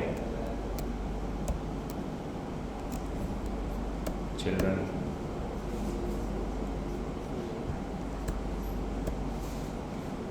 नहीं बल्कि हमें कंट्रोलर लगाना होगा, फ़ायदा नहीं होगा। टेक्स्ट एडिटिंग कंट्रोलर, ओ सॉरी, टेक्स्ट फॉर्म फील्ड लगाना ना पहले, तो क्या हो गया, टेक्स्ट फॉर्म फील्ड,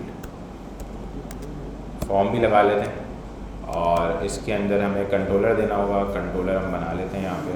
इससे पहले हम कंस्ट्रक्टर ऊपर वाले का सेट कर लें ज़रा। यहाँ पे हम लिख देते हैं होम, ठीक है। और यहाँ पे जो है हम लोग, अच्छा इसको भी हम स्टेटफुल कर लेते हैं, और क्योंकि हमें एप्लीकेशन बंद करके जब दोबारा खोलनी है तो हमें दिखाना है कि वैल्यू स्टोर हुई थी पहले से, ठीक है। तो स्टेट चाहिए होगी हमें उसके लिए। और दूसरी चीज़ हम यहाँ पे क्या करते हैं कि टेक्स्ट एडिटिंग कंट्रोलर और name controller equals to text editing controller, ठीक है। और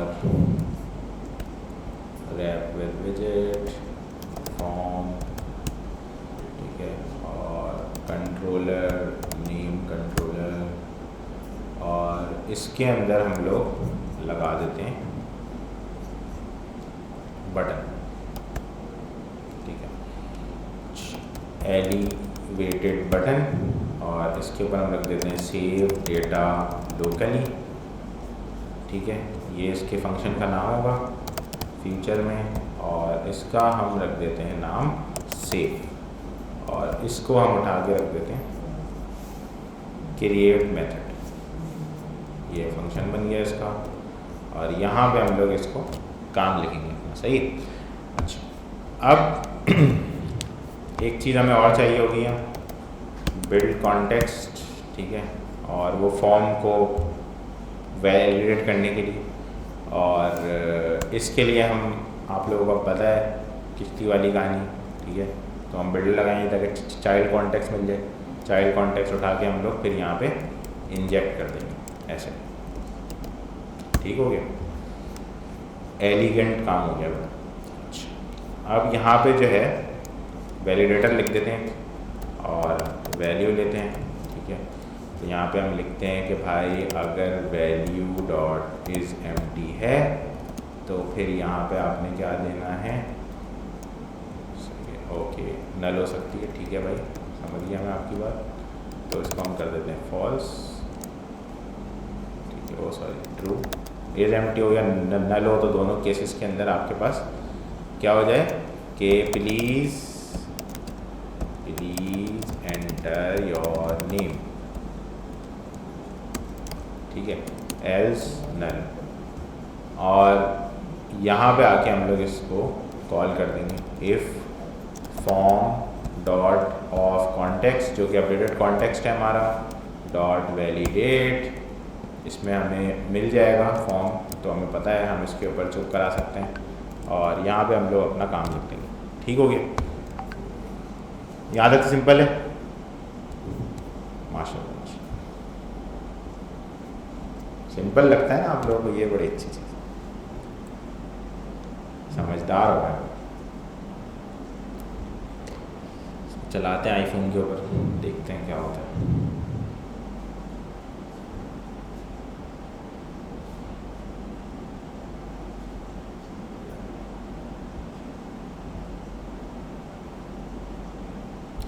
एक चीज़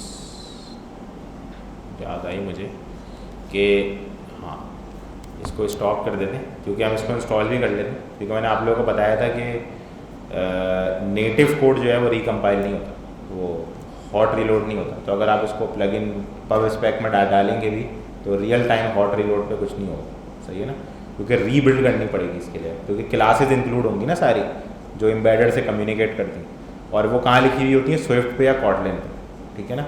तो वो सारी क्लासेस आपके ऐप प्रोजेक्ट में इंक्लूड होंगी और फिर उसके थ्रू आप उसको एक्सेस करेंगे शेयर प्रेफरेंसेस। तो इसलिए हम इस प्लगइन को पहले डाल लेते हैं प्रोजेक्ट रन कराने से पहले, और इसको हम कहाँ डालेंगे, डिपेंडेंसीज में, ठीक है। यहाँ के हमने इसको डाल दिया, पबगेट चलाते हैं ऊपर से, तो ये हमारा फ्लटर पबगेट चला, स्टोरेज रन हुआ और इसको हम कर चुके भाई ख़त्म, और हम यहाँ से इसको डीबग करा देते हैं। अच्छा, अब इसको डीबग मोड पे ही चलाया करें आप लोग, ताकि आप लोगों को कभी भी ब्रेक पॉइंट लगाने की ज़रूरत पड़े तो आप लगा सकते हो, सही है ना।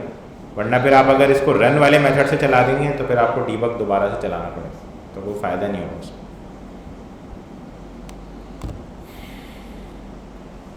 अच्छा, ये भी आप कर सकते हैं कि चलती हुई ऐप में आप ब्रेक पॉइंट्स ऐड या रिमूव भी कर सकते हैं। ऐसा नहीं है कि आपको ब्रेक पॉइंट्स लगा के ही एप्लीकेशन स्टार्ट करना, ठीक है। तो अगर आपको कहीं लगता है कि चलती हुई ऐप में आप ब्रेक पॉइंट आपको ज़रूरत पड़ रही है कहीं, जैसे आपने देखा कि यार यहाँ लगा के देखता हूँ, अब बटन पे क्लिक करता हूँ, तो ऐसा भी हो जाएगा, कोई ऐसा मसला नहीं। एक्सकोड बिल्ड,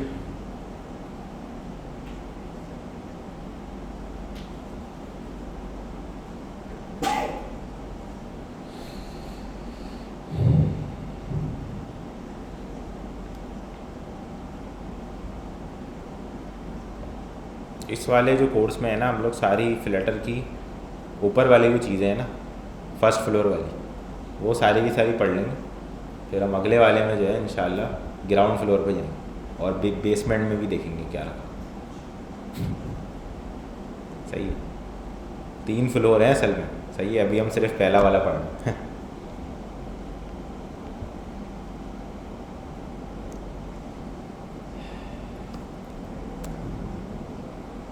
अच्छा जी, तो ये जो है हमारा आ गई टेक्स्ट फील्ड और बटन। अब हमें इसको शेयर प्रेफरेंसेस में जो भी हम यहाँ पे लिखेंगे वो हमें सेव कराना है, ठीक है। अभी तक तो हमें ये पता है कि हम अगर कोई भी चीज़ लिखते हैं तो वो ऐप बंद होने पे गायब हो जाती है, ठीक है, तो ये तो फैक्ट है।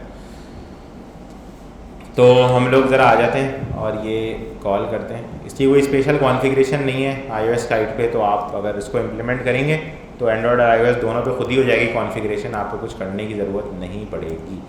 तो हम यहाँ पे शेयर प्रेफरेंसेस का इंस्टेंस बना लेते हैं, ठीक है। अच्छा, अब यहाँ पे आप लोगों को एक अनोखी चीज़ मिलेगी देखने को, ठीक है, और वो क्या है ये मैं आपको बताऊँ। इंपोर्ट कर लिया मैंने इसको, ये चीज़, ठीक है। तो अभी तक आप लोगों ने फ्यूचर तो जो आते हुए देखे थे वो देखे थे API से, या अगर हम लोग खुद से कस्टम फ्यूचर बनाते हैं अपना, जैसे हमने फ्यूचर एक्सप्लोर किया था इवेंट लूप जब हम पढ़ रहे थे, तो वहाँ जो चीज़ें आ रही थी ना, वो एपीआई से तो बात समझ में आती है कि भाई सर्वर पे जाते ही है रिक्वेस्ट और आती है तो टाइम लगता है, तो इसलिए फ्यूचर है और मतलब हम अवेट लगाते हैं और रिक्वेस्ट को रोकते हैं वहाँ पे। बट यहाँ अवेट क्यों लगा रहे हैं? क्योंकि यहाँ तो हम कुछ ऑनलाइन चीज़ भी एक्सेस नहीं कर रहे, कुछ भी नहीं कर रहे। अब मैंने आपको एक चीज़ बताई थी कि फ्यूचर का ताल्लुक़ जो है वो एपीआई से नहीं है, ठीक है, पहली चीज़ तो ये। तो फ्यूचर जो है वो किसी भी ऐसी चीज़ के लिए लगाया जाता है जो कि डार्ट के अलावा कहीं से चीज़ लेकर आए, यानी कि आपके लोकल डार्ट इकोसिस्टम से बाहर कोई चीज़ एक्सेस कर रही है और लेकर आई, जिसका डार्ट को नहीं पता ये कब आएगी।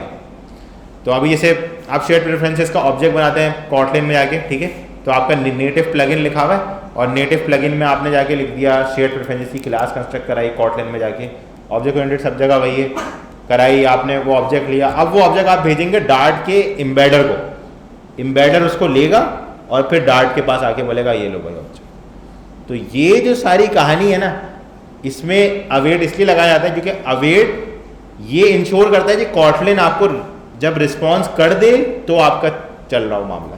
क्योंकि ये याद रखें, कॉटलिन का इवेंट लूप अलग चल रहा है, आपका इवेंट लूप अलग चल रहा है, तो आप उसके इवेंट लूप में नहीं है, वो आपको किसी थर्ड पार्टी कम्युनिकेशन की तरह नोटिफाई करेगा, समझ रहे हैं? यानी कि वो आपको बाहर से आवाज़ मार के बोलेगा हाँ भाई हो गया काम, समझ रहे हैं? वो अंदर से ही आपको रोक के नहीं बता सकता कि ये लो शेयर्ड प्रेफरेंसेस का ऑब्जेक्ट। जैसे डार्ट में होता है कि हम लोग जब अवेट लगाते हैं ऊपर और नीचे फ्रॉम जेसन कॉल करते हैं तो क्या होता है, हमारा ऑब्जेक्ट डायरेक्टली बन जाता है और कंस्ट्रक्ट हो जाता है, हमें कोई अवेट लगाने की जरूरत नहीं पड़ती। अब सोचे वही फ्रॉम जेसन अगर कॉटलिन में लिखा हुआ होता तो हमें वहाँ भी अवेट लगाना पड़ता, क्योंकि हमें नहीं पता वो ऑब्जेक्ट कंस्ट्रक्ट होकर कब आएगा। ये कॉटलिन तो अपना चल रहा है अलग, डार्ट को नहीं पता उसके बारे में, बात समझ रहे हैं? तो ऐसी कोई भी चीज़ जो कि डार्ट से हट के आप एक्सेस करेंगे उसमें फ्यूचर लगेगा, ताकि इंश्योर हो जाए कि वो चीज़ आपके पास आ गई है दूसरी लैंग्वेज से, सही, ठीक है। तो ये कॉन्सेप्ट हर जगह अप्लाई होगा जहाँ भी आप जो है वो कोई चीज़ लेकर आ रहे होंगे ऑपरेटिंग सिस्टम से किसी नेटिव क्लास के थ्रू। जैसे आपने इमेज पिकर में देखा था, हमने अवेट लगाया था, सही है, वही चीज़ थी कि इमेज पिक होके कब आएगी आपको नहीं पता। उसमें तो खैर सेंस ये भी बनता था कि आप इमेज पिकर खोल के 20 घंटे तक खड़े हुए हैं, इमेजेस सेलेक्ट कर रहे हैं, स्क्रॉल कर रहे हैं, अच्छा मैं कौन सी पिक्चर सेलेक्ट करूँ। तो उसमें तो चलो समझ आता है कि अवेट इस वजह से लगाया था कि वो जब तक कोड आपका रुका हुआ है कि हाँ भाई तुम सेलेक्ट कर लो आराम से, मैं बैठा हूँ इधर ही, कुर्सी लगा के बैठ जाएगा वो, सही है, और अवेट लगा होगा उसके ऊपर, और वो जैसी इमेज आएगी बोलेगा हाँ यार आ जाओ इमेज लगाते हैं, वो लिखा देगा ये, सही है। तो इस तरह का काम। तो यहाँ पे शेयर्ड प्रेफरेंसेस में तो खैर डायरेक्ट ऑब्जेक्ट बन के आना है, लेकिन इसमें इस वजह से अवेट लगाया गया ताकि इंश्योरिटी हो जाए कि आपका ऑब्जेक्ट वहाँ से ट्रैवल करके आ गया एम्बेडर के थ्रू, सही है। क्योंकि एम्बेडर बेसिकली एक हाईवे बना हुआ है जो ऑब्जेक्ट्स की जो है ना सारी कम्युनिकेशन हैंडल कर रहा है आपके ऑपरेटिंग सिस्टम और फ्लटर के बीच में, मुज़ाकरात जो होते हैं सारे वो एम्बेडर में होते हैं, ठीक है। तो ये जो गेट इंस्टेंस है ये आपको ला के दे देगा ऑब्जेक्ट शेयर्ड प्रेफरेंसेस का, ठीक है। सिंगलटन है, सही है, सिंगलटन आप लोग समझ जाएंगे बेफिक्र है। ये गेट इंस्टेंस इसलिए कॉल करा है, शेयर्ड प्रेफरेंसेस हम लोग अभी तक ऑब्जेक्ट बनाते हैं वो कैसे बनाते हैं, न्यू करके या वैसे बनाते हैं ना, कंस्ट्रक्टर कॉल कराते हैं। तो ये गेट इंस्टेंस से भी ऑब्जेक्ट बनता है, ठीक है। ये सिंगलटन वाला पैटर्न है हमारे पास, सिंगलटन पैटर्न हम स्टैक के साथ समझेंगे क्योंकि वहाँ सिंगलटन ही सिंगलटन है, ठीक है। तो इसकी आप फिक्र नहीं करें। तो हमने ये ऑब्जेक्ट बना लिया शेयर्ड प्रेफरेंसेस का और ये हमने लगा लिया अवेट।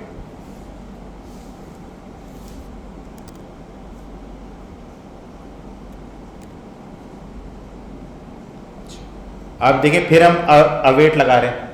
अच्छा, प्रेफरेंसेस का जो ऑब्जेक्ट है ना हमारे पास, ये देखिए मैं आपको पहले खुद से लिख के दिखाता हूँ, कॉपी पेस्ट करने से अच्छा है। प्रेफरेंसेस डॉट, अब देखें यहाँ पे आप लिखेंगे ना सेट, देखें आपके पास ये टाइप्स हैं जिसको आप यूज़ कर सकते हैं, set bool, set int, set double, set string list, ये सब प्रॉपर्टीज आपके पास अवेलेबल, बात समझ रहे हैं। तो ये आप टाइप इसमें सेव कर सकते हैं।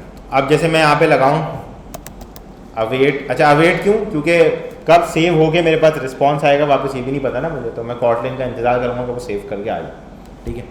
तो मैं यहाँ पे लिखूँगा प्रेफरेंसेस डॉट सेट स्ट्रिंग और यहाँ पे क्या देंगे की, ठीक है। की में हम दे देते हैं नेम। अच्छा मैं इसको कैपिटल में रखता हूँ जनरली, आप लोग किसी में भी रख सकते हैं, मैं जनरली जिस तरह से कांस्टेंट होता है उनको कैपिटल में रखता हूँ ताकि आइडेंटिफाई हो जाए कि ये कांस्टेंट है और ये कोई सिंपल वेरिएबल है, ठीक है। तो ये मेरा अपना ज़ाती तरीक़ा है, सही है। आप इससे अगर इत्तेफाक नहीं करते तो टेंशन नहीं। नेम डॉट नेम कंट्रोलर था मेरे ख्याल से, यस, डॉट टेक्स्ट, ठीक है। तो ये हमने टेक्स्ट उठाना है और इधर सेव कर देना, ठीक है। अच्छा, जब हमारी एप्लीकेशन रीलोड होके आएगी, यानी कि जब हमारी दोबारा से एप्लीकेशन खुलेगी, तो यहाँ पे ज़रूर एक चीज़ होगी, वो क्या होगी, इनिट स्टेट, ठीक है। तो हम क्या करेंगे, हम बोलेंगे कि भाई यहाँ पे एक फंक्शन बना लेते हैं, लोड फ्रॉम लोकल, ठीक है। इसको भी एसिंग कर लेते हैं और यहाँ भी क्या बना लेते हैं, शेयर्ड प्रेफरेंसेस का ऑब्जेक्ट, क्योंकि गेट करना है हमने यहाँ, ठीक है। ये वो केस है जब एप्लीकेशन रीस्टार्ट हो गई, ठीक है। वहाँ हमने सेव कर लिया, या हम रीलोड कर लेते हैं। तो अब हम रीलोड कैसे करेंगे, अब हम यहाँ पे चेक करेंगे इफ़ प्रेफरेंसेस डॉट कंटेन्स की क्या नेम, तो क्या हो कि भाई जो हमारा ये जो कंट्रोलर है ना, ये भाई साहब को उठाओ, डॉट टेक्स्ट लो, सेट कॉल करो इसका, और सेट के अंदर क्या दे दो, await preferences dot gate string, और इसके अंदर क्या आएगा, नेम।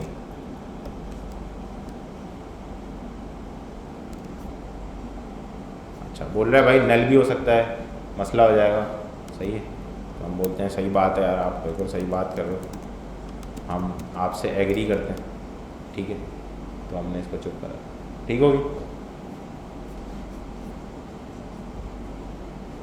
अच्छा, इसके अंदर इसने जो है वो फ्यूचर इम्प्लीमेंट नहीं किया हुआ है, आई थिंक तो शायद ये पहले से ही वैल्यूज़ इंडेक्स करके रख लेता है, इसलिए तो इसलिए हम इसमें से अवेट हटा देते हैं। इसको ज़रूरत नहीं है अवेट की, सेव को ज़रूरत है अवेट की, ये इसने फ्यूचर दिया हुआ है जी।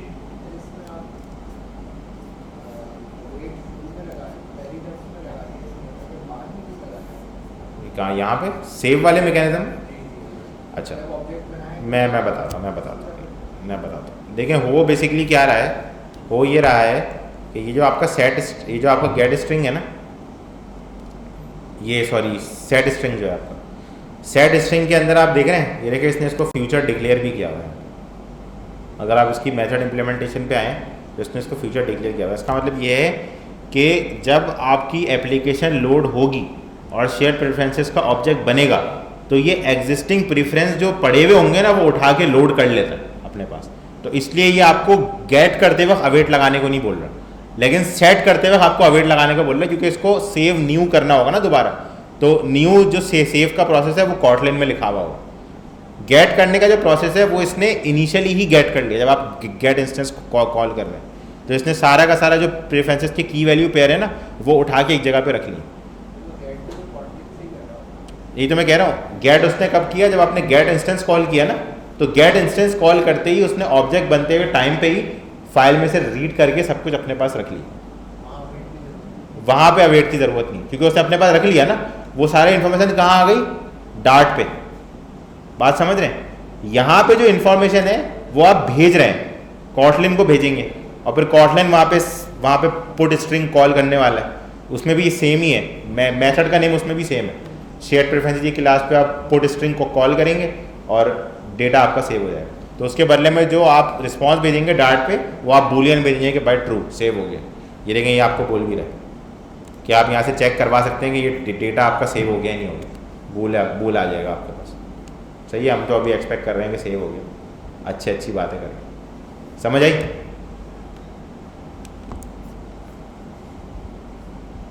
तो यहाँ पे हमने ये वाला काम कर दिया, ठीक है। अच्छा, अब हम लोग आते हैं और इसके साथ जो है वो काम करके देखते हैं। इसको हम कर देते हैं हॉट रीस्टार्ट मैं इसलिए कर रहा हूँ कि मैंने बहुत सारा काम कर दिया और रीबिल्ड नहीं होगी, बेफिक्र रहें, रीस्टार्ट तो आराम से जाती है। अच्छा, यहाँ पे हमने जो है वो कुछ लिखना है टेक्स्ट, ठीक है। तो हम यहाँ पे लिख देते हैं, ठीक है, और इसको करते हैं सेव, ठीक है। अच्छा, अब सेव ये उम्मीद है कि हो गया होगा, ठीक है। हम लोग जो है ब्रेक पॉइंट भी लगा के देख लेते हैं यहाँ पे, क्या ख्याल है।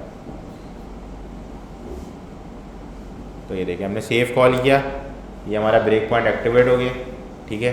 और अगर हम यहाँ पे नीचे आगे देखें तो हमारा नेम कंट्रोलर जो है उसके टेक्स्ट में हमारे पास देखें वैल्यू भी पड़ी हुई, ठीक है, और सब कुछ अच्छा चल रहा है और कोई एक्सेप्शन भी जनरेट नहीं हुई, सही हो गया। अब हम इस एप्लीकेशन को कर देते हैं यहाँ से रीस्टार्ट, सही है ना, ताकि स्टेट हमारी एम्प्टी हो जाए।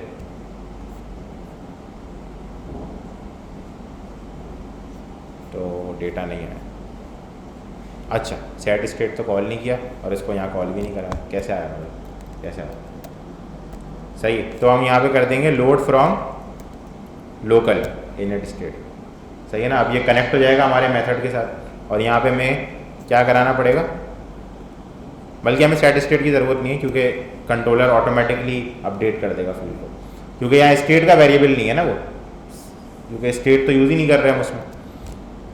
तो हम इसको रीलोड करा लेते हैं। तो ये देखो मैंने एप्लीकेशन, मैं आपको बंद करके भी ओपन करके दिखाया था, जो कि जल्दी ही ओपन हो जाएगी, अब कैश हुई भी होगी, बट टर्मिनेट करिए मैंने एप्लीकेशन और दोबारा रन करा, ठीक है। ये देखें आपके सामने, मैं इसको बंद भी कर देता हूँ,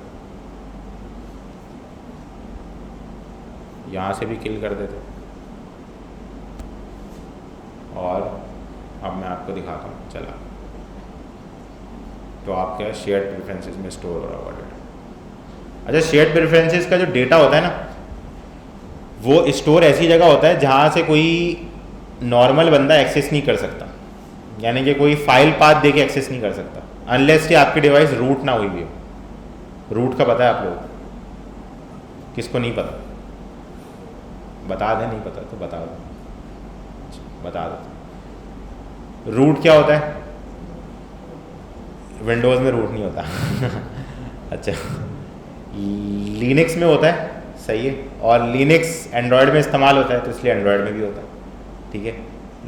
अच्छा, रूट क्या होता है, रूट ये होता है कि देखें कुछ जो आपके ऑपरेटिंग सिस्टम की फाइल्स होती है ना, जैसे आपने देखा होगा विंडोज़ का सिस्टम टाइट होगा फोल्डर, अब अगर आप डिलीट करने की कोशिश करें तो वो डिलीट नहीं होगा, करके देखिएगा, अब नहीं होता, वो पहले हो जाता था। एक्सपी वाला एक हैकर आता था, वो सीधा कमांड चलाता था, सब डिलीट कर दो सिस्टम टाइट हो गया, तो जब में आपका विंडोज़ पागल हो जाता था कि ये क्या हुआ, मेरे दिल गुर्दे फेफड़े सब गायब हो गए तो जो है उसमें क्या होता है कि आपके पास जो सिस्टम फोल्डर्स होते हैं ना, वो लॉक हुए हुए होते हैं, सही है, एंड्रॉयड में। जैसे मैं कुछ आपके पास फोल्डर ऐसे होते हैं, अभी मेरे पास एंड्रॉयड खुला हुआ नहीं है, यहाँ पे दिखाता वरना मैं आपको, जिनको अगर आप एक्सेस करने की कोशिश करेंगे तो वो नहीं खुलेंगे, सही है ना।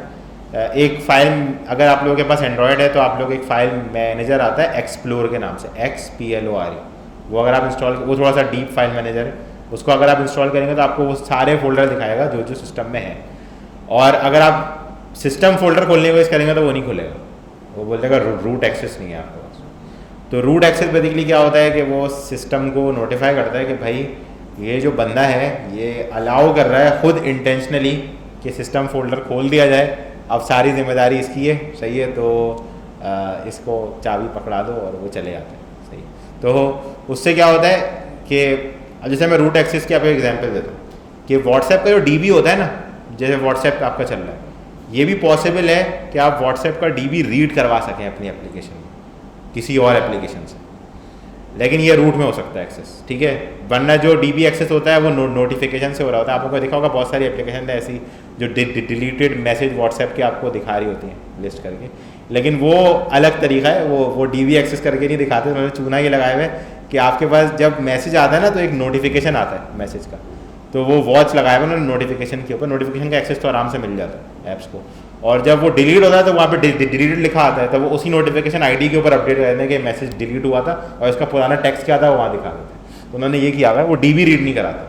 तो मुझे इत्तेफाकन मुझे क्यूरियोसिटी हो रही थी कि ये एप्लीकेशन बगैर रूट एक्सेस के कैसे मेरे मैसेज एक्सेस कर रही है, तो मैंने उसका सोर्स कोड डीकम्पाइल करके देखा था, तो मुझे उसमें से पता चला, गुड ट्रिक। तो जो है ना ये हो सकता है, बट जो मैंने एक काम किया था, एक बार हमारे पास एक क्लाइंट आए थे, उन्होंने मुझे बोला कि यार मैं वेब के ऊपर जो है ना एक बटन पे क्लिक करूँगा। अच्छा, उनको क्या चाहिए था, उनको एक ना गेम स्क्रीन लगानी थी मॉल के अंदर, और वहाँ पे एक गेम चलना था, और गेम के जो भी स्कोर बनने थे एट दी एंड उसमें लोग पिक्चर वगैरह लेके अपनी फ्रेम के अंदर, और उसको व्हाट्सएप के ऊपर क्लिक करते, वहाँ अपना नंबर डालते तो उनके फ़ोन पे व्हाट्सएप मैसेज आ जाता। उस ज़माने में व्हाट्सएप बिजनेस एपीआई तो अवेलेबल थी ही नहीं, ठीक है। तो मतलब व्हाट्सएप पे भेजने के लिए कोई एपीआई नहीं थी मैसेज। तो व्हाट्सएप का एक ही तरीका था मैसेज भेजने का कि आप व्हाट्सएप खोलें और मैसेज भेज दें। तो अब मैं उनके सामने व्हाट्सएप तो नहीं खुलवा सकता था, तो क्लाइंट ने बोला भाई कुछ तो करो। तो एक तरीका हमने निकाला था बड़ा अनोखा मैं आपको बताता हूँ, बड़ी तफरी वाली कहानी है वो। उसमें ये हुआ था कि फ़ोन हमने एक लिया एंड्रॉयड का, सही है, एक नेक्सस, उस ज़माने में नेक्सस होते थे, नेक्सस लिया, उसको रूट किया और उसमें व्हाट्सएप लॉगिन किया क्लाइंट का, और उसके बाद उसके रूट एक्सेस के ऊपर एक बैकग्राउंड सर्विस लिखी जो कंटिन्यूसली व्हाट्सएप का डीबी रिफ्रेश कर करके चेक करती थी, क्योंकि उसके बाद अब एक्सेस था अंदर तक घुसने का। तो वो डीबी जो रियल टाइम आपका डीबी चल रहा होता है वो अलग होता है, और जो बैकअप डीबी होता है वो डिफरेंट होता है, क्योंकि व्हाट्सएप बैकअप डीबी को एक्सट्रैक्ट करता है रियल टाइम डीबी में से। तो रियल टाइम जो डीबी होता है ना वो अलग अंदर पड़ा होता है सिक्योर्ड, वो आप एक्सेस नहीं कर सकते अनलेस कि आप रूट ना हो। तो मैं रूट से उसको एक्सेस करके चेक कराता था, और ये करता था कि जैसे ही आपके पास वहाँ से कोई नंबर डालता था ना तो फायरबेस पे इवेंट जाता था, और फायरबेस मेरी बैकग्राउंड सर्विस को ट्रिगर करता था, और वो व्हाट्सएप को फोर्स क्लोज करा के डेटाबेस में रिकॉर्ड इंसर्ट करता था कि एक न्यू मैसेज डाल दो, और व्हाट्सएप खोल लेता था। तो व्हाट्सएप को ऐसा लगता था कि किसी ने मैसेज भेजा था और मैं भेजना भूल गया हूँ। तो वो नहीं होता वो वॉच वाला साइन बना हुआ आ रहा होता है, तो थोड़ी देर बाद टिक लगा हुआ आता है, तो वो ऐसे ही होता था। व्हाट्सएप खुद ब खुद पीछे जाता था बैकग्राउंड में, और वो मैसेज इंसर्ट होता था, फिर व्हाट्सएप खुलता था, व्हाट्सएप को लगता था वो मैसेज भेजना भूल गया तो मैसेज भेजा था। तो ये ट्रिक इस्तेमाल करी थी। तो यानी कि आप इस तरह के अनोखे काम करा सकते हैं अगर आपके पास रूट एक्सेस हो तो, सही है। तो अब तो खैर एपीआई है व्हाट्सएप की बिजनेस एपीआई, तो इतनी लंबी करने की ज़रूरत नहीं है, आपको अप्लाई करके लेनी है एपीआई बस। तो लेकिन ये इस तरह के काम होता है। तो रूट एक्सेस जो होता है वो अगर आपके पास है तो आप किसी की शेयर्ड प्रेफरेंसेस, डीबी, ये सब कुछ निकाल सकते हैं, और अगर आपके पास जो है वो रूट एक्सेस नहीं है तो आप नहीं निकाल सकते, सही है। इसके अलावा एक और चीज़ भी अब अप्लाई होती है कि एप्लीकेशन स्पेसिफिक एनक्रिप्शन होती है शेयर्ड प्रेफरेंसेस की फ़ाइल की। शेयर्ड प्रेफरेंसेस जो है वो फाइल बाय फाइल स्टोर होता है, ये याद रखिएगा। यानी कि आपकी अभी जो आप पूरी शेयर्ड प्रेफरेंसेस स्टोर करें ना, एक ही फाइल में स्टोर होंगी, की वैल्यू पेयर, की वैल्यू पेयर, की वैल्यू पेयर, एक ही फाइल, ये याद रखिएगा। तो ये एनक्रिप्टेड भी स्टोर होती हैं और नॉन एनक्रिप्टेड भी स्टोर होती हैं। आई थिंक सो अब सारे ऑपरेटिंग सिस्टम्स ने डिफ़ॉल्ट पे एनक्रिप्टेड कर दिया, तो मुझे जहाँ तक आइडिया है तो अब ये एनक्रिप्टेड ही स्टोर होती है। तो अगर किसी के पास रूट एक्सेस होगा भी तो उसको डिक्रिप्शन की चाहिए होगी डिक्रिप्ट करने के लिए, जो कि उसके पास नहीं होगी तो वो एक्सेस नहीं कर सकता। लेकिन फिर भी हैकर्स बड़े बदतमीज़ होते हैं, वो कुछ भी कर सकते हैं, तो एक्सेस हो जाएगी, ठीक है। तो ये मामला था, ठीक है। तो ये देखा अभी आप लोगों ने नेम लोड हुआ है, मैंने एप्लीकेशन बंद करके भी खोली, सबूत दे रहा हूँ मैं आपको, सही। तो अच्छा, अब मैं आप लोगों को एक चीज़ बता रहा था कि आप क्लास ऑब्जेक्ट भी यहाँ पे स्टोर कर सकते हैं, ठीक है। तो मैं आप लोगों को थोड़ा सा बताता हूँ कि किस तरीके से।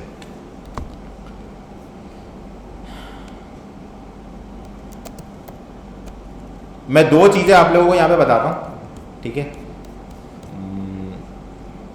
सही है, आधा घंटा है ना हमारे पास, मसला तो नहीं है ना आप लोगों को, क्योंकि आधा घंटा लेट ही स्टार्ट हुई थी तो हम वेट कर लेते हैं थोड़ा।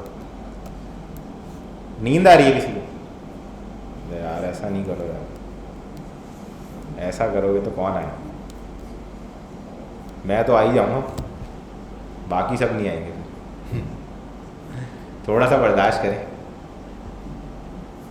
मुझे पता है मैं बहुत ज़्यादा बोलता हूँ, लेकिन मैं इसमें कुछ नहीं कर सकता। अच्छा, postman.co पे आ जाते हैं, वर्क प्लेसेस पे आ जाते हैं, my work place, pocket system WS पे आ जाते हैं, इस पे आ जाते हैं। जैसे मैं एक कैटेगरी ऐड कर लेता हूँ, या यूज़र ऐड कर लेते हैं, चले। डाउन तो नहीं हो रहा यार, ये फिर डाउन हो गया यार, इसको क्या मसला है? आज इसने बड़ी बदतमीज़ी कर दी है। ब्रोकन पाइप, इसका दी पाइप टूटी है। PS projects resources /e-commerce .lib/ देखना पड़ेगा यार ये क्यों हो रहा है ऐसा, हालांकि अच्छा चल रहा था बड़ा सिस्टम। अच्छा यूज़र नहीं मिल रहा, सही है, मैंने उल्टा सीधा यूज़र नेम डाला होगा। नहीं, यूज़र नेम सही डाला, यूज़र नेम सही डाला है। यूज़र किसी ने डिलीट की रिक्वेस्ट चला दी है मुझे लगा कोई चला तो नहीं रहा यहाँ से हैं। चलो हेलो हेलो वाला, हेलो वाला डिलीट कर दिया, हेलो वन रह गया, किसी ने चलाई है डिलीट की रिक्वेस्ट। चलो कोई नहीं, इस तरह तो होता है, इसलिए मैं डिलीट किए हुए बनाया था। पहले सोच रहा था कि ये बड़ा मसला होगा, कोई भी किसी का भी अकाउंट डिलीट कर सकता है। चले टेस्ट के लिए दोबारा बना लीजिएगा, कौन से पैसे लग रहे हैं। तो ये आपका रिस्पॉन्स आ गया एग्जाम्पल में। अब आप इसका एक मॉडल क्लास जनरेट करेंगे, ऐसा ही है ना, और उसी को आप स्टोर करवाना चाहेंगे, उम्मीद है मुझे, ठीक है। तो अच्छा, यहाँ मैं आप लोगों को एक और चीज़ भी समझाता हूँ जो कि मैंने आप लोगों से प्रॉमिस की थी, मैं आप लोगों को समझाऊंगा। वो है जेनरिक्स। सही है, जेनरिक्स कोई इतनी बड़ी चीज़ नहीं है, छोटी सी चीज़ है, 5 मिनट में आपको समझ आ जाएगी, क्योंकि अब आप लोग समझदार हो, ठीक है। तो हम यहाँ पे आते हैं और यहाँ पे मैंने देखें जेसन पेस्ट कर दी अपनी, ठीक है। और मैं यहाँ पे क्या लगाने लगा हूँ, यूज़र लॉगिन रिस्पॉन्स, ठीक है, जनरेट टारगेट। ये कोड जनरेट हो गया, इसको मैंने कॉपी करा, API नहीं लगा के दिखा रहा, सही है। मैं आप लोगों को ये समझा रहा हूँ क्लास ऑब्जेक्ट कैसे स्टोर हो, सही है। API के नहीं आसरे में रहिए, वो खुद लगानी, वो तो आप लोग अब लगा ही लेंगे, समझदार हो गए बड़े, है कि नहीं। अच्छा हाँ भाई, गिट में ऐड कर दो, सही बात है। अच्छा, ये हमने पेस्ट किया, ठीक है, ये क्लास बन गई। अच्छा, अभी पहले जेनरिक से पहले नॉर्मल तरीके से समझ लेते हैं कि क्या होता है, ठीक है। इस क्लास को ज़रा मैं रीनेम करके ऐप यूज़र कर दूँ, ठीक है। ये मैंने आपको बताया था मैं क्यों कर रहा हूँ रीनेम, सही है। तो ये ऊपर दी हुई वीडियो में देख लीजिएगा।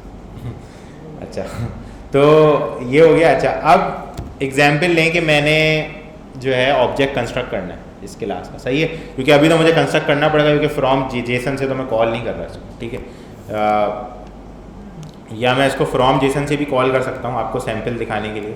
वो ऐसे कि मैं चूना लगा देता हूँ उसको, वो ऐसे करते हैं कि हम लोग सेव करते वक्त सेव फ्रॉम लोकल के अंदर हम लोग यहाँ पे रख लेते हैं string JSON response equals to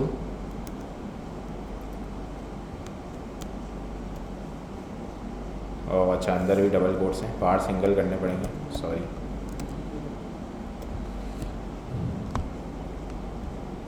अब क्या आपको मसला है भाई? अच्छा, ये कह रहे हैं नेक्स्ट लाइन में क्यों लेके जा रहे हो, एक ही में रखो। ओके, मल्टी लाइन वाला इसमें कैसे होता था ये मुझे याद नहीं है, किसी को है याद? क्या लगाना पड़ेगा? ट्रिपल कोट लगाना। ओह यस, यही लग रहा है मुझे, यस यस, थैंक यू भाई। तो मल्टी लाइन स्ट्रिंग आप इस तरह लिख सकते हैं, ट्रिपल कोट लगा, सही, ये भी जुगाड़ है। मुझे थोड़ा थोड़ा याद था ये कुछ इस तरह करना पड़ता है, लेकिन मुझे ट्रिपल याद नहीं। गुड, किसने बताया? शुक्रिया शुक्रिया। अच्छा, तो खैर, तो हम यहाँ पर आते हैं। अच्छा, ये समझे कि इस सर्वर से रिस्पॉन्स आके रखा हुआ, एज्यूम कर लें हमने रिस्पॉन्स डॉट बॉडी कॉल कर लिया, तो उसमें से क्या आता है? जेसन स्ट्रिंग आता है ना, वो ये पड़ा हुआ है हमारे पास, सही है।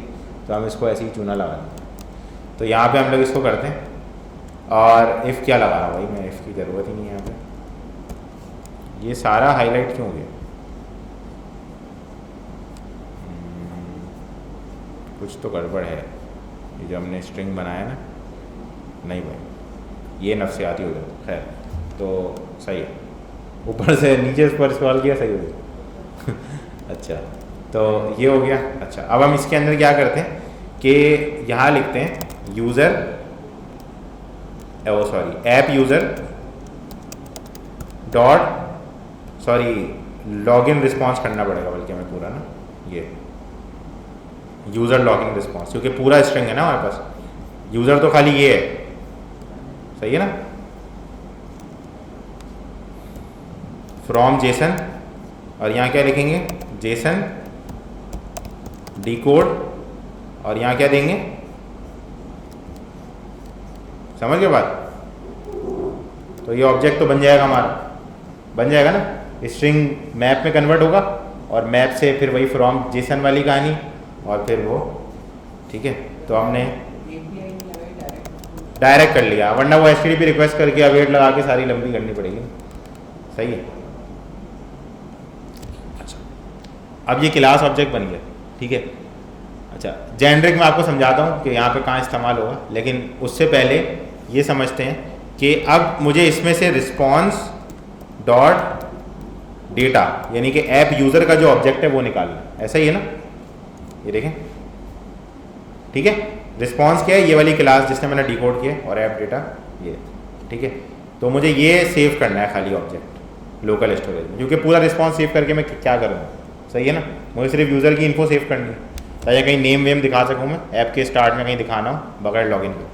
तो अब ये क्लास को मुझे अगर शेयर प्रेफरेंस में डालना, क्योंकि ये बहुत छोटा सा स्ट्रिंग बनेगा अगर आप इसको स्ट्रिंग भी कन्वर्ट करेंगे, तो कोई बड़ा स्ट्रिंग नहीं है। तो आप क्या कर सकते हैं, ये जो आपका टेक्स्ट है ना, सेट स्ट्रिंग, सॉरी ये मैंने गेट में लिख दिया, इसको मैं ज़रा कट कर लूँ यहाँ से, सेट में ले आ, ठीक है। तो ये जो आपका सेट स्ट्रिंग लिखा हुआ है ना, इसकी देखें हमने वैल्यू में क्या दिया है, स्ट्रिंग दिया है, ठीक है। तो आप क्या करेंगे, यहाँ आप लिखेंगे response dot data dot to Jason. बात समझ आई? याद है मैंने आपको बताया था कि टू जेसन का भी एक काम है, मैं आपको बताऊंगा क्या काम है। और फिलहाल सिर्फ इससे काम नहीं चलेगा, ये आपको करना पड़ेगा जेसन इनकोड, ताकि ये स्ट्रिंग में एक्चुअली कन्वर्ट हो। समझ रहे हैं? वहाँ डिकोड कराया था, यहाँ इनकोड कराया। इनकोडिंग का प्रोसेस क्या है कि आपने जो मैप बनाया हुआ होगा अपनी क्लास का, वो मैप से स्ट्रिंग जनरेट हो जाएगा। डिकोडिंग का प्रोसेस क्या है, स्ट्रिंग से मैप जनरेट हो जाएगा। बात समझ आ रही? तो अब हम उल्टा काम कर रहे हैं, यानी कि हम क्लास का मैप बना के उसको स्ट्रिंग में कन्वर्ट करके शेयर्ड प्रेफरेंसेस में डालते हैं। बात समझ आई? ठीक है। अच्छा, अब अगर आपको इसको गेट करना हो, ठीक है, तो आप किस तरह गेट करेंगे, यदि मैं आपको दिखा दूँ, ठीक है। तो आपने जैसे नेम के अगेंस्ट में ये स्टोर कर दिया, ठीक है। अब आप आते हैं ऊपर और आपको इसको गेट करना है और वापस क्लास ऑब्जेक्ट में कन्वर्ट करना है। तो आप ऐसे समझ गए होंगे, समझदार है, डिकोड करना पड़ेगा आपको दोबारा से। तो अब समझें कि आपके पास कंटेन्स की करती है नेम, ठीक है। तो आपने क्या लिखा है यहाँ पे, अच्छा मुझे की चेंज करनी पड़ेगी, क्योंकि अभी अगर उसके अंदर मैंने एक्सेस किया डेटा रीलोड करके तो मसला हो जाएगा, क्योंकि जो है वो स्ट्रिंग आ रहा होगा और उसको मैप चाहिए होगा वहाँ पर। समझ रहे? तो हमें यहाँ पे क्या करना पड़ेगा, इसका नाम चेंज करके हम कर देते हैं यूज़र डेटा, ऐसे अंडरस्कोर लगा, ठीक है। और अच्छा, इसका ना हम एक वेरिएबल बना के रख लेते हैं। जनरली इसका ना ऐसे इस तरह करना चाहिए, फाइनल डेटा, ओ सॉरी, स्ट्रिंग डेटा की इक्वल्स टू ये आपका स्ट्रिंग। और इस डेटा की के वेरिएबल को इस्तेमाल करें ताकि आपको अगर की चेंज करनी हो तो जो काम अभी हम कर रहे थे बार बार हर जगह जाके, ये आपको कभी ज़िंदगी में ना करना पड़े, ठीक है। तो आपने ये कर लिया। अच्छा, इसके बाद आप क्या करेंगे, ये जो टेक्स्ट है, अब मैं चाहता हूँ इसमें टेक्स्ट आए कौन सा, यूज़र का जो एक्सेस टोकन है वो आ जाए या नेम आ जाए, कुछ भी आ जाए, ठीक है। तो सबसे पहले मुझे क्लास डिकोड करानी पड़ेगी। तो मैं कैसे करूँगा, यूज़र, सॉरी, क्योंकि मैंने उसके अंदर डॉट डेटा एक्सेस करके टू जेसन कॉल किया था, तो मुझे ऑब्जेक्ट भी किसका बनाना पड़ेगा, ऐप यूज़र का। समझ रहे हैं? क्योंकि मैंने ऑब्जेक्ट किसका सेव किया था, ऐप यूज़र का। मैंने पूरा रिस्पॉन्स उठा के सेव नहीं किया था, तो मैंने ऐप यूज़र लिखा, सही है, user equals to app user dot from JSON, और इसके अंदर मैं क्या दूंगा, जेसन डिकोड, और जेसन डिकोड मांग रहा है मुझसे कि स्ट्रिंग दो मुझे, सही है। और स्ट्रिंग में क्या दूंगा, ये सॉरी, ये प्रेफरेंसेस डॉट गेट स्ट्रिंग, और मेरा स्ट्रिंग की। तो जो स्ट्रिंग सेव हुआ होगा वो उठ के आएगा जेसन वाला, और डिकोड होगा और ऐप का दोबारा क्लास का ऑब्जेक्ट बन जाएगा। बात समझ रहे? मैं कर दूँ user dot access token for example. अब देखें हमारे पास आराम से एक्सेसिबल नलेबल है, ये सही बात है। ठीक है। तो ये कह रहा है कि भाई मसला हो सकता है, ठीक है। तो हम इसको वो कहते हैं हाँ सही बात है, ठीक है। तो ये वाला काम हमारा हो गया, ठीक है। अच्छा हम इसको ज़रा रिलोड करते हैं। अच्छा अभी तो एम्प्टी हो जाएगा क्योंकि की नहीं मिलेगी उसको, सही है ना। ये कंडीशन हमारी क्या हो जाएगी, फॉल्स हो जाएगी, क्योंकि हमने की चेंज कर दी है तो की नहीं मिलेगी इसको। बात समझ आ रही? तो यहाँ पे आएगा ही नहीं, वो डिकोड होगा नहीं। अब हम लोग कुछ भी नेम लिख के, क्योंकि हमने मैकेनिज्म वो रखा हुआ है, हम सेव दबा देते हैं तो देखें यहाँ पे आ गया ही, ठीक है। और यहाँ अगर आप देखें तो रिस्पॉन्स के अंदर इसने देखें हमारा ऑब्जेक्ट बनाया हुआ है, ऑब्जेक्ट में देखें पूरी इन्फॉर्मेशन पड़ी हुई है, ऐसा ही ऑब्जेक्ट बना हुआ है पूरा हमारा। और इसको अब हम सेव करने लगे। हम लोग क्या सेव कर रहे हैं, हम लोग ये सेव कर रहे हैं डेटा, पूरा रिस्पॉन्स सेव नहीं कर रहे, ये सेव नहीं कर रहे, हम ये सेव कर रहे हैं, सही। तो ये हमने सेव कर दी, ठीक है। अब उम्मीद है जब हम रिलोड करके आएंगे तो एक्सेस टोकन दिखेगा स्क्रीन पर। रिलोड करते हैं, देखिए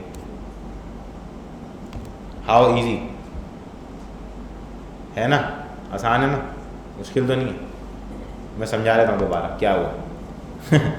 देखें आपने HTTP रिक्वेस्ट करी, एज्यूम कर लें, जस्ट इमेजिन, सही है। HTTP रिक्वेस्ट करी, उससे स्ट्रिंग रिस्पॉन्स आया, स्ट्रिंग रिस्पॉन्स को आप लोग ऐसे ही डिकोड करते हैं, ऐसा ही है ना। आपने डिकोड करा, ऑब्जेक्ट बना लिया, ऑब्जेक्ट बना के रिस्पॉन्स में सेव कर लिया। अब आपने बोला भाई उसमें से मुझे सिर्फ डेटा की प्रॉपर्टी को स्टोर करना है। आप पूरा रिस्पॉन्स भी कर सकते हैं स्टोर, लेकिन मेरे ख्याल से बेवकूफ़ी होगी क्योंकि स्टेटस कोड का आपने क्या करना है दोबारा। तो आपने उठाया उसमें से यूज़र का डेटा और उसको 2JSON करके इनकोड कर दिया। इनकोड क्या करेगा, वापस उस मैप को जो 2JSON से आपको देखे क्या मिल रहा है। 2JSON क्या कर रहा है, 2JSON मैप बना के दे रहा है आपकी क्लास का। देखें फ्रॉम जेसन क्या करता है, मैप से वेरिएबल में सेव करता है। 2JSON वेरिएबल से मैप में सेव करता है, उल्टा है, सही है ना। तो इसने मैप बना दिया आपकी क्लास का, ठीक है। उसने मैप बना के दिया आपको। अब जेसन इनकोड क्या बोलता है, आप मुझे मैप दो, मैं आपको स्ट्रिंग दूंगा, ठीक है। तो आपने उसको मैप दिया, उसने आपको स्ट्रिंग दिया, वो स्ट्रिंग उठा के आपने शेयर्ड प्रेफरेंसेस को दिया और उसने सेव कर लिया। जब आपने ऐप रिलोड करी तो आपने गेट स्ट्रिंग कॉल करा, उसने आपको वही स्ट्रिंग उठा के ला के दिया, उसके लिए तो वो स्ट्रिंग है ना, उसको क्या पता कि आपने जेसन सेव किया है, मैप सेव किया, एक्सेस टोकन सेव किया, उसको क्या पता। वो बोलेगा ये लो स्ट्रिंग।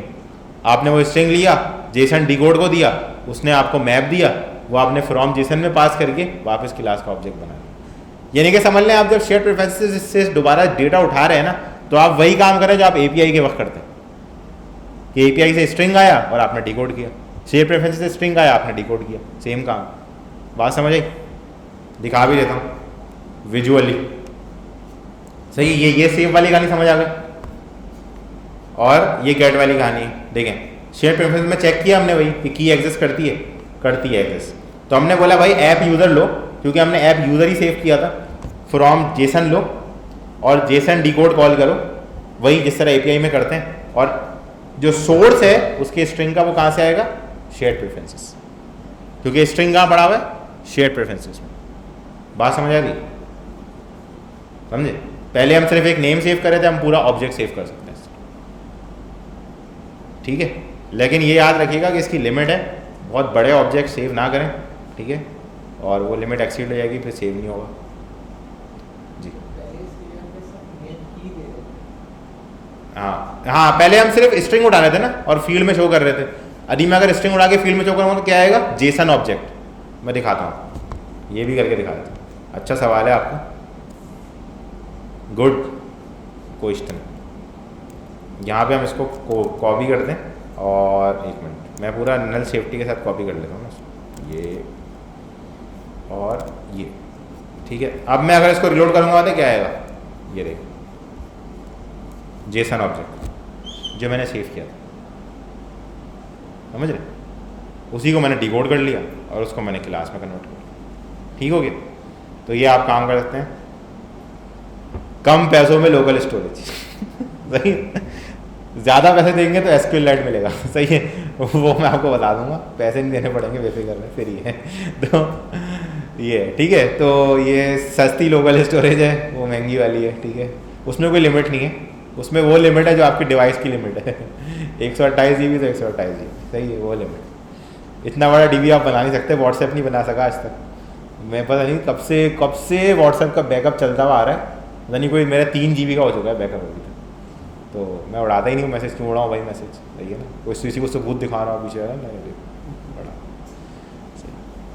लोकल में ही पड़ा हुआ है, बगैर इंटरनेट के भी दिखा सकता हूँ, SMS पे भी सेंड कर सकता हूँ। तो इतना अच्छा सीन है, वेरी गुड डीवी, ठीक है। तो यहाँ पे समझ रहे हैं बात को। तो ये हमारे पास जो है ये तरीका था। तो उम्मीद है आप लोगों को ये समझ आ गया होगा शेयर्ड प्रेफरेंसेस में कैसे आप कॉम्प्लेक्स ऑब्जेक्ट स्टोर कराएंगे और कैसे सिंपल वैल्यू स्टोर कराएंगे, ठीक है। दोनों चीज़ें कवर हो गई हमारी।